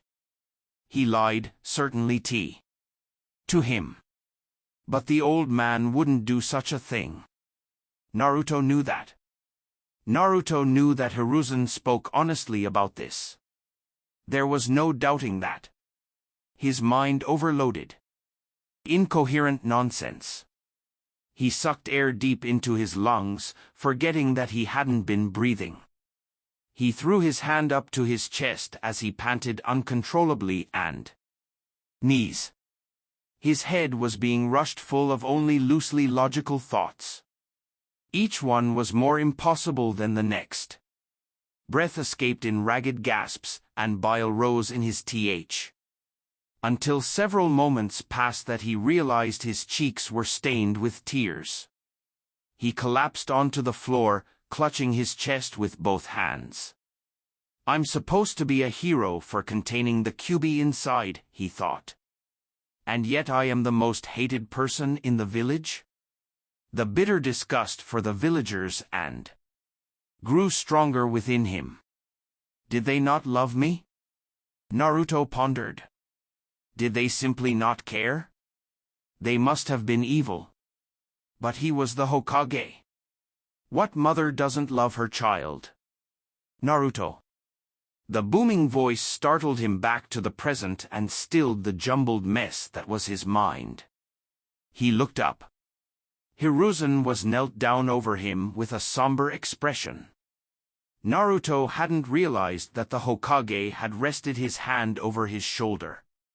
Whether to get his attention, Naruto didn't know. They did it because they had no other choice, Hiruzen quietly explained to Naruto, as if answering the thousands of questions that echoed inside Naruto's mind at. Helped them save Konoha and they trusted you to control the beast's power, the third revealed. It will be difficult to understand right now, you're just 10 years old. Hate them over it. Naruto was silent, staring at the aged Kage with his bulging blue eyes.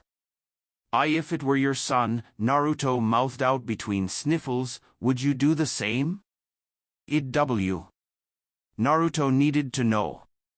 He needed to see if all Hokage were willing to do something so horrible to their own children or if it was just his father. The third didn't hesitate to give his answer. I wouldn't have done a single thing different from Minato or Kushina if I were in the same situation, he firmly stated. Expression. Naruto turned onto his back and stared at the ceiling in contemplation. I can't accept that, he thought. The Hokage are heroes, why would they do something so accept it? Out of the hundreds of rampant thoughts in his head, one stood out. One kept repeating and rose to the tumultuous surface. And in the chaos, clarity came. Naruto. Decision. I'm going to become the Hokage. He said aloud. I'll prove that a great Hokage will never need to do something so horrible, he exclaimed to the third. Hiruzen just looked somberly at him, but it was too late for it all to be made right. Sometimes being the Hokage means being able to make the hard decisions, Nar. Man reasoned to him with dejection. Naruto peered into his tired eyes with a stern, determined expression that overshadowed the painful glare in his eyes. Then I'll create a world where no one will need to make those decisions ever again. Naruto sauntered down the street. His hands interlocked around his neck, he stared into the sky in deep thought. The sun was setting behind the Hokage monument. About his father's monument was different than he remembered, but Naruto saw them all a little differently now. It had been a few hours since his talk with Hiruzen. He was on his way home. He felt drained and empty. His body was heavy with fatigue and each step was laborious. Naruto peered into his tired eyes with a stern, determined expression that overshadowed the painful glare in his eyes. Then I'll create a world where no one will need to make those decisions ever again. He reached the ramen stand. Ah, Naruto, Teuchi said. You've looked better. Is everything all right? The man asked with a hint of concern. Yeah, Naruto said stone-faced. I only have enough for half a bowl, so can I get some miso ramen? Naruto asked while he retrieved his frog wallet from his back. Of course, Teuchi assured him with a smile which Naruto was thankful for. It'll be done momentarily. Momentarily came and went and Naruto was now finishing a savory bowl of miso ramen. He masterfully maneuvered his pair of chopsticks to get the final few strand noodles in the bowl. Thank you so much for the meal, Mr. Ishiraku, Naruto babbled through a mouthful of noodles. It's my pleasure, Naruto, he replied in kind. As Naruto gulped down the delicious broth of his ramen, he felt somewhat disappointed. Maybe it was foolish to think that ramen would magically make him feel better. Of him had hoped so. The white curtains of the ramen stand parted. Welcome to Ichiraku Ramen, the owner said. Naruto peered over to his side as he finished his dish and set the bowl down. His blue eyes hardened on the new party. Goji, Mako, and Kira all stared back at him. Looks. I'll be seeing you then, old man Ichiraku, Naruto calmly said as he passed the last 5 ryo to the man and stepped off the stool. Come again, Naruto, Teuchi insisted as a goodbye. Naruto briskly distanced himself from the ramen stand and rounded the corner to the street that led to his apartment complex. He turned his head to watch for his. Sure that the 3 bullies weren't tailing him home. He found no sign of them and relaxed a bit. He had entered the slums and turned into the alleyways. He used the cover of darkness all the way back to his apartment. He climbed the stairway and scanned anyone lurking to take advantage of him. He then used his keys to open the door to his home. The door squeaked open and he slipped inside. Pure darkness consumed the apartment as Naruto locked the door closed behind him. He had no electricity, so he feel around for the matches on his nightstand that he used to light the oil lamps around his apartment. Lamplight flooded his apartment enough for him to adequately see, and he waved the lit match out in his hand. Knock. Knock. Knock. Naruto turned to face his apartment door. His heart instantly pounded inside him. He never received kind visitors unless it was the old man. A thought ran through. Sudden arrival of company. Watch your back, demon brat. The threat that the boy made didn't fall on deaf ears. Naruto realized that he was indeed followed by the trio from Ichiraku's. Now, to make up for all the trouble Naruto dragged them into. Knock. Knock. Knock. Naruto's hands shook from the nerves. Each tap against the door drew out a stronger feeling of anxiety. Come on out, punk, you knew it was coming one way or another, Kira said through the door. Naruto quietly made his way to the front door. Uncertainty swelled in his chest and made it hard to control his breathing. Do I open the door or not?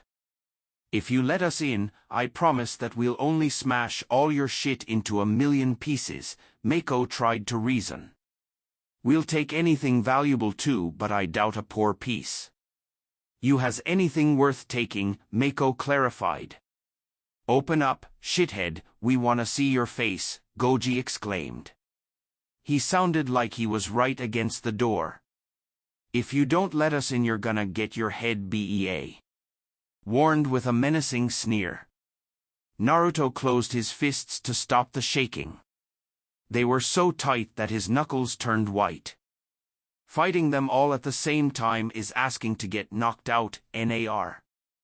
Maybe I can talk them down from destroying my apartment, he thought a little naively. He gulped down the saliva that flooded his mouth and sighed. He reached into his back right pocket and pushed his wallet aside for his switchblade. Naruto wanted. Prepared to defend himself if the boys decided to rush inside the moment the door wasn't locked. The blade was whisked open, and he held it from plain sight behind the door. Naruto then unlocked the door and cracked it open just enough to see face to face. The warm orange lamplight seeped out from his apartment and into the darkness.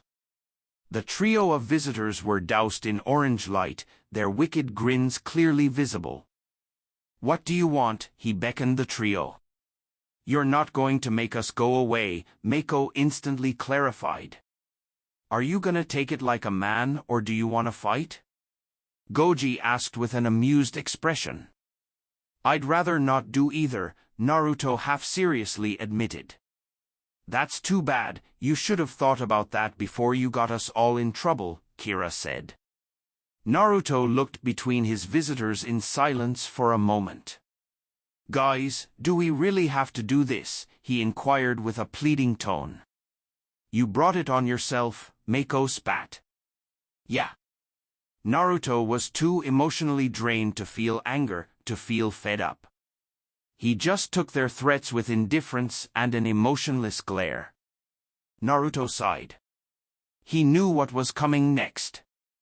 He was exhausted and didn't want to do this, but they were forcing it out of him. He slammed the door shut and locked it. "Hey!" Goji yelled in agitated surprise. "You chose this!" Mako exclaimed through the door. Bang! The door was nearly forced open. One of them was trying to bust in. Bang! Naruto stepped back to make some distance and got ready with his knife. "Maybe if they see that I'm armed they'll leave?"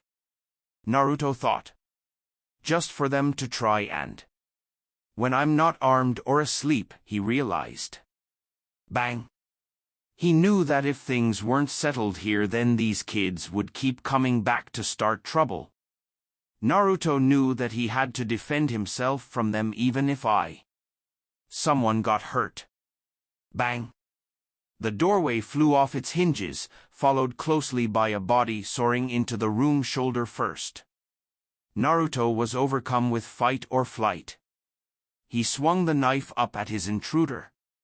The feeling of the sharp blade dragging through the parting skin of his enemy's face. And almost sickening. The intruding boy tumbled onto the ground and buried his face beneath his hands. Naruto became caked in sweat at the sight of crimson blood crawling through and seeping down his wrists. His breathing picked up rapidly with the level of adrenaline running through him. "MII?" Goji cried from the floor. "Goji!" Kira and Mako shouted together as they rushed into the apartment. Naruto backed away from the intruders. Mako swiftly took to aiding his injured friend while Kira looked on in horror. Naruto knew that he had to take advantage of the situation now and pounced at Kira, plunging his switchblade deep into the boy's upper hip. "Ah!" Kira yelled in agony. Naruto's wrist was seized by the boy to stop him from forcing the knife in further. His features were overcome with anger and sweat. "Kira! Arm back! HNNG!" His fist rocketed toward Naruto's face, who had no time to react. The fist crashed into Naruto's left cheek like a hammer. His jaw creaked from the force and his head snapped back from the blow. Naruto was consumed by darkness. Piercing noise rang out in his ears. When Naruto came to his senses, he was on all fours. The taste of iron blanketed his taste buds. That punch made his teeth snap down on his own tongue. "Kira, are you okay?" he heard Mako shout. Naruto powered through his daze and looked at his enemies. Kira had fallen onto the floor, writhing around while his hands pressed down on his wound. The warmth caused the pooling blood on the floor to glisten and gleam orange. "No, I'm not," Kira winced in pain. "You gotta get the knife away from that bastard," he instructed with indignation. Naruto and Mako shared gazes. Naruto's face was one of surprise, but Mako's was painted with anger. "You're dead now," Mako threatened as he stood up and rushed toward Naruto. Naruto no longer had the element of surprise, and these boys were far bigger than him. He knew he couldn't take Mako head-to-head in a fight. He tried to rush to H out of the way of his lumbering enemy, but he wasn't fast enough. Mako tackled him into the kitchen of his apartment. They rolled around on the ground as Naruto tried to free himself from the overwhelming strength of the boy. Naruto tried to wriggle out from underneath Mako, but it was to no avail. He slipped his knife out from under the boy and instantly thrust it at his chest. Mako was quicker though and snatched Naruto's hand out of the air and pinned the knife to the floor. Twisting Naruto's wrist and slamming his hand into the floor, pain. Naruto had no choice but to let go of the weapon, which was flung across the apartment. Naruto clenched his teeth. He got his other hand free and socked Mako in the nose, which made the sweat fly off of his face. "Bastard!" Mako yelled with rage and hooked his other hand down to the wooden surface. The struggling duo shared fiery stares. A streak of blood trailed down Mako's right nostril and dripped onto Naruto's black shirt. Naruto got an idea. He tilted his summoned all of his strength, then slammed his head into Mako's nose. Red poured from Mako's nostrils like rain onto Naruto. He watched the tears stream down Mako's cheeks and cup his hands around his nose. Naruto used his free hands to swing on Mako from underneath him. He wailed on the teary-eyed boy, bouncing his head around. Naruto was able to writhe out from Mako and hopped to his feet. Naruto unleashed a barrage of attacks. Mako desperately tried to crawl away. When Mako got to the kitchen sink, he tried to stand up, but Naruto would not permit. Mako tried his best to defend himself from Naruto's assault, but it didn't matter. Naruto weaved his fist through Mako's feeble block and drilled him in the chin. He cleaned. Boy's teeth snapped together and saw his eyes roll into the back of their sockets. Mako's head crashed into the kitchen sink and rattled the towering dishes above until they toppled down over the top of him. Pots, pans, and plates crashed over hammered into his skull. He was unable to recover and fell onto the floor face first. Dirty dishes littered the floor. Naruto planted one foot over each side of Mako's figure and turned him over onto his back. His arms lay sprawled out on the ground. Room quaked as Naruto plummeted onto Mako, pinning his arms down with his knees. The boy was hardly conscious. He couldn't defend himself even if he willed it so. Naruto regarded his emotionless face. It angered him. Or maybe he was just angry. Circumstances. Today was tough. All Naruto wanted to do now was take it out on Mako. "This is for calling me trash," he thought as he unleashed another blow into the boy's face. "This is for picking on me," followed up with another blow. "This is for you and me," on and on it went. He took out each and every frustration that plagued his young mind on Mako with brutal violence. Naruto clenched his teeth in anger and unleashed everything he had on the intruder. Attack succeeded attack until Naruto totally gassed out on top of Mako. He chose oxygen he could and wiped the stinging sweat from his pink eyes. Pausing to rest, he hadn't considered the state of Mako's face. His left eye was swollen shut along with his cheeks. His nose was bashed in, Naruto was certain that. Blood continued to pour from his caved-in nose and seeped into his mouth, staining his teeth red. He couldn't tell for sure, but Naruto thought he saw a gap in his tooth used to be as well. Naruto relaxed his shoulders and forced a labored inhale and exhale through his nose. The adrenaline had worn off. His eye hurt like hell and he could barely open. Swollen shut from that overhand Kira rocked him with. A wave of guilt overcame him, he felt sorry for hurting Mako so brutally. But on the other hand, he realized that Mako wouldn't feel sorry for him if the roles were conflicted within. On one hand, he knew what he had done was wrong, but he equally knew that it felt great to beat the hell out of a bully. Naruto's inward reflection was interrupted by a powerful kick to his face that rattled his brain in his skull. Blood propelled from Naruto's nose as he was knocked from Mako's body and onto the floor. "You will never be forgiven," Goji said as he loomed over him. Naruto saw the long horizontal cut that ran from Goji's cheek and through his left eye. Blood ran down neck. The blonde tried to get up onto his hands and knees, but Goji drove his foot deep into Naruto's gut and forced all the breath from his lungs. He winced at the sound cracking. Naruto tried to get up again but was met with a crushing kick to the face which liberated a tooth from its place. Naruto felt Goji lift him up onto his feet and then se. Goji locked his hands into a chokehold and held Naruto in place. "Kira," Goji called to his friend. Naruto watched fear-stricken as Kira slowly struggled to get onto his feet and wobbled over to Naruto, who could hardly breathe or Panic set in. Naruto knew that if he didn't do something he was going to suffer greatly. He thrashed wildly, trying to break free of Goji's grip with all of his might. Stronger boy's hands and scratched and clawed at his face, trying to dig his fingers into the boy's split eye, but it was futile. Kira drilled his fist deep into Naruto's stomach. If his throat wasn't closed he would have vomited on the spot.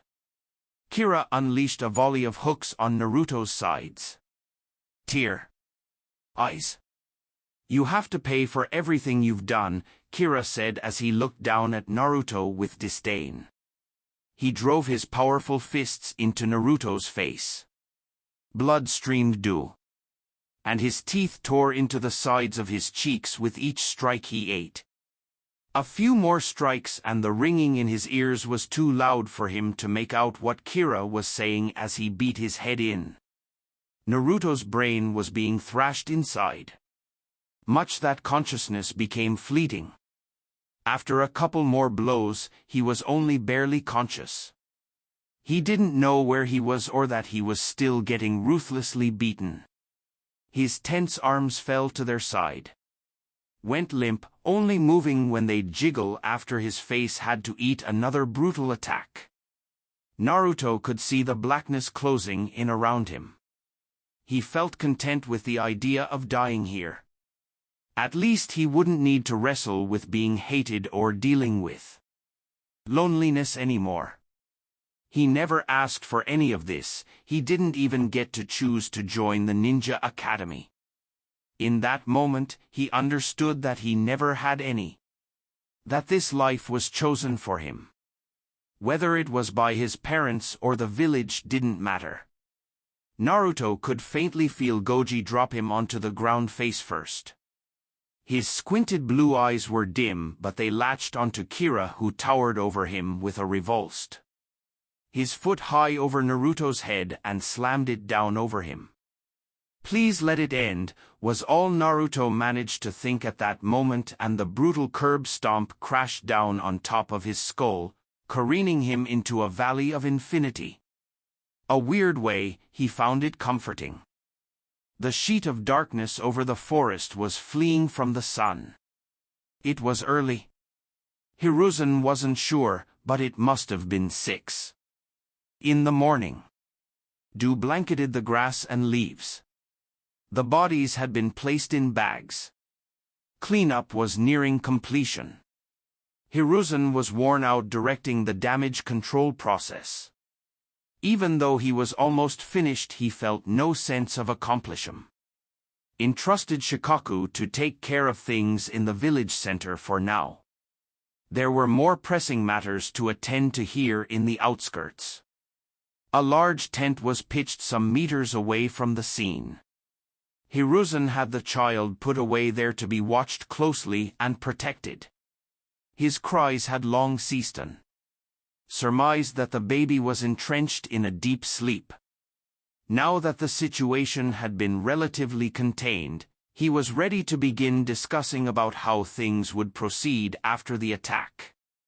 He could have begun with his assistant, but he felt it more prominent to address another party first, Jiraiya. The toad hermit had been silent since he found the battlefield. He sat on a felled tree next to their body bags, left to his lonesome to brood. Hiruzen found his stud almost eerie, but with Minato's final wish, this wasn't something he could avoid. He gathered his composure and met the wounded hermit to his right. Jiraiya had made no sign of acknowledgement to Hiruzen. He probably did not even realize that his master was there. He just continued to stare distantly into the bags. Hiruzen opened his mouth to interject before Jiraiya cut him off. "I failed them," he mumbled, never breaking his sight with the bags. "They needed me to be here and I couldn't make it," he spoke somberly, gnashing his teeth in. "Why couldn't you make it? Where were you?" Hiruzen beckoned. There was no way that Jiraiya didn't know about the Nine-Tails attack. And Hiruzen knew best of master that he should have been there to tackle the fox before even himself. Jiraiya's dim eyes met Hiruzen's. He sighed and lowered his gaze to the floor in disappointment. "I was attacked," he spoke through labored tones. Hiruzen stood still, quietly analyzing this information. "Did you take care of them?" he asked his student. Jiraiya locked his hands together and positioned them between his knees as he readjusted his posture atop the tree. "No," he spoke bluntly. Hiruzen's eyebrows quirked in surprise. There weren't many people that Hiruzen knew in all his years that could escape from Jiraiya. This person must have been Khan's. "Well, what happened?" Hiruzen dug further. "We fought to a standstill until the fox disappeared from the village," he explained to his master. "After that they fled the scene." Hiruzen knew better than to leave this to coincidence. He needed to know who this person was. It was a matter of grave importance to work towards securing his V. "Do you know who they were?" "The whole battle they were hooded beneath a black cloak, but something about them caught my eye." The sage's words lingered on his lips. "Go on, son." "They had some glaring yellow eyes and black splotches on their skin. Reminded me of Anko," Jiraiya revealed blankly. Hiruzen's eyes bulged. A faint gasp eluded his mouth. His wrinkled face froze over into a scowl. He knew what this entailed. "You think Orochimaru had something to attack?" Jiraiya was silent. He turned away from Hiruzen's sight. It looked like he was regarding the body bags again. His face slouched into an expression of debilitating sad. Features were swiftly hardened into a fiery stern look. "I know Orochimaru had something to do with it," his lowly voice bellowed matter-of-factly. Hiruzen pursed his lips. He could feel the wrinkles and crow's feet on his face becoming more pronounced. The quiet lingered between master and pupil for a moment. A lot on his mind, and Orochimaru was the last person he needed to know was rearing his head now. But he had duties to uphold. "I'll have the ANBU investigate, see if he left anything of use for us to track him down," Hiruzen explained. "They'll never find him," the hermit said bluntly. "I should have been hunting him down from the beginning, back when he left," his face scrunched up with frustration. Welled up with regret. "You can't chase him down," Hiruzen was quick to reply. "Now that Naruto has no parents, Minato wished for you to raise him." Jiraiya's white mane jostled as he whirled his head around to Hiruzen. He shot up from his seated position, slack-jawed. Hiruzen noticed the emotions on his student. Thoughts raced through his mind, eventually settling on a look between disbelief and indignation. "That can't be," Jiraiya fought. "I can't raise a child," he swore. It was Minato's final wish, Hiruzen stated with a firm tone. "The boy needs someone to take care of him." "I'm not a father," the hermit said through hushed tones. "I can't raise him," he spoke with finality. Hiruzen's stomach did a somersault. He knew Jiraiya was wrestling with his shortcomings, but he would never take him for the type to abandon his student's child. Eyebrows lowered. "What are you going to do then?" he wished to understand. "We both know that this was an organized attack," the maned man stated. "I'm going to hunt down Orochimaru and find out what he's up to," Jiraiya said. Hiruzen huffed with an air of frustration and crossed his arms over his chest. "Why are you doing this to the boy?" he beckoned. Jiraiya's face was pelted with guilt. "I can't look at him knowing I couldn't do anything to save Minato or Kushina." Hiruzen tried his hardest not to feel disgusted at his pupil's display.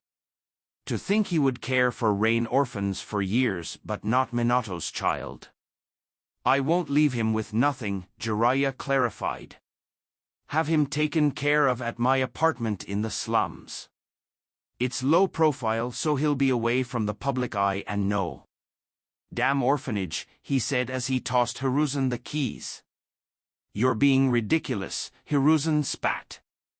"I'll pay for everything out of my pocket, clothes, food, bills. The money isn't drying up anytime soon," Jiraiya said in quiet tones. "And here," he dug into the pouch.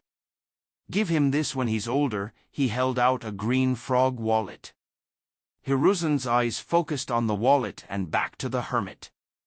"I'll come back when I'm ready." Jiraiya gestured for Hiruzen to take the wallet from him again. Hiruzen pushed aside his reluctance to accept Jiraiya's terms.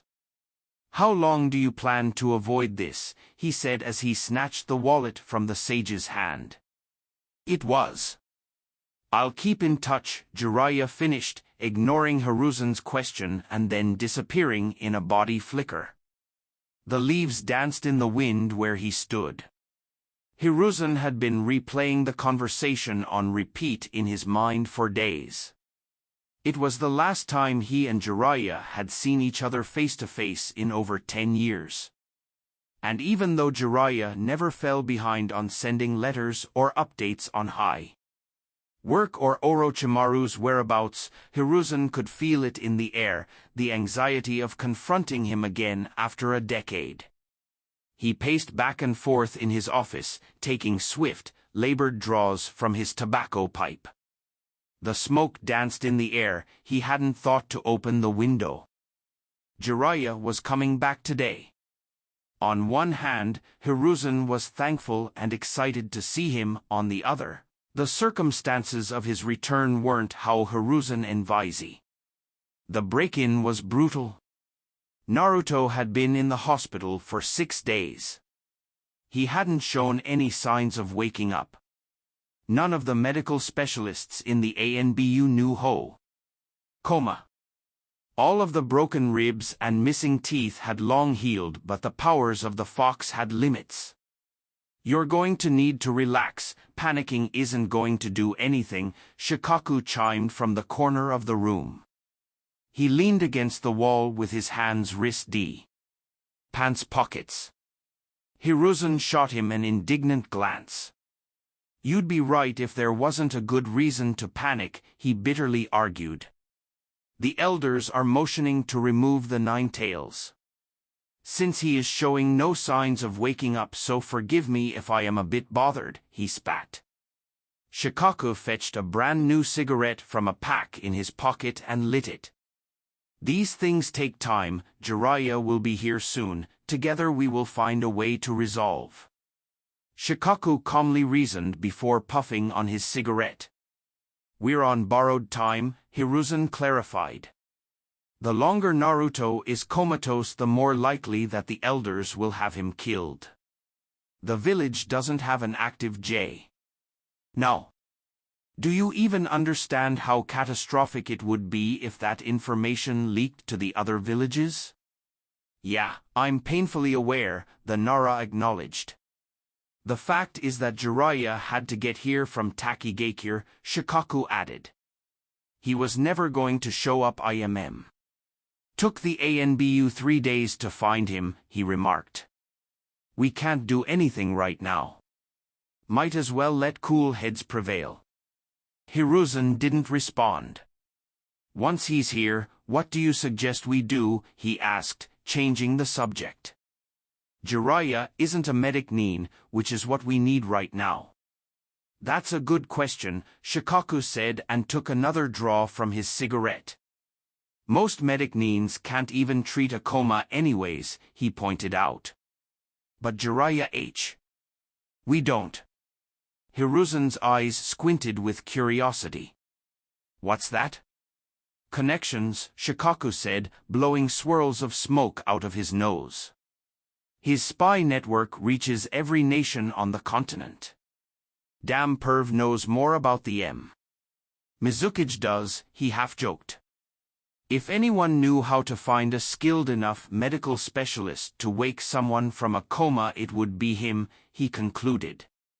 Hiruzen regarded the Nara's point and let it run through his brain. He's got a valid point. Tap, tap, tap. A knock on the window panes rang throughout the Hokage office. Hiruzen turned to observe the noise. The sight was overwhelmingly nostalgic. Jiraiya waited behind the glass for him to open the window and let him inside. He sprang to the windows with haste, unlocking it and flinging it open as swiftly as he could. The cloudy tobacco smoke jetted out of the room and assaulted Jiraiya. Outside. He waved the smoke out of his face and leaped into the room. I came as quickly as I could, the sage swore. Hiruzen regarded him with worry, and he could tell that Jiraiya was doing much the same. There's no time for sweet reunions, Shikaku cut in. Hiruzen dug himself out of his thoughts. He's right. We need to act quickly, he started. Jiraiya, we were hoping. Jiraiya threw his hand up to halt him. Before that, let me see him, Jiraiya sternly requested. Hiruzen knew that now wasn't the time, but he similarly knew that Jiraiya needed some sort of connection to the boy. Something to bring them closer, close enough. Take him under and put aside the failures of the past. If seeing him beaten into a coma was what it took for Jiraiya to finally step up, then who was Hiruzen to get in?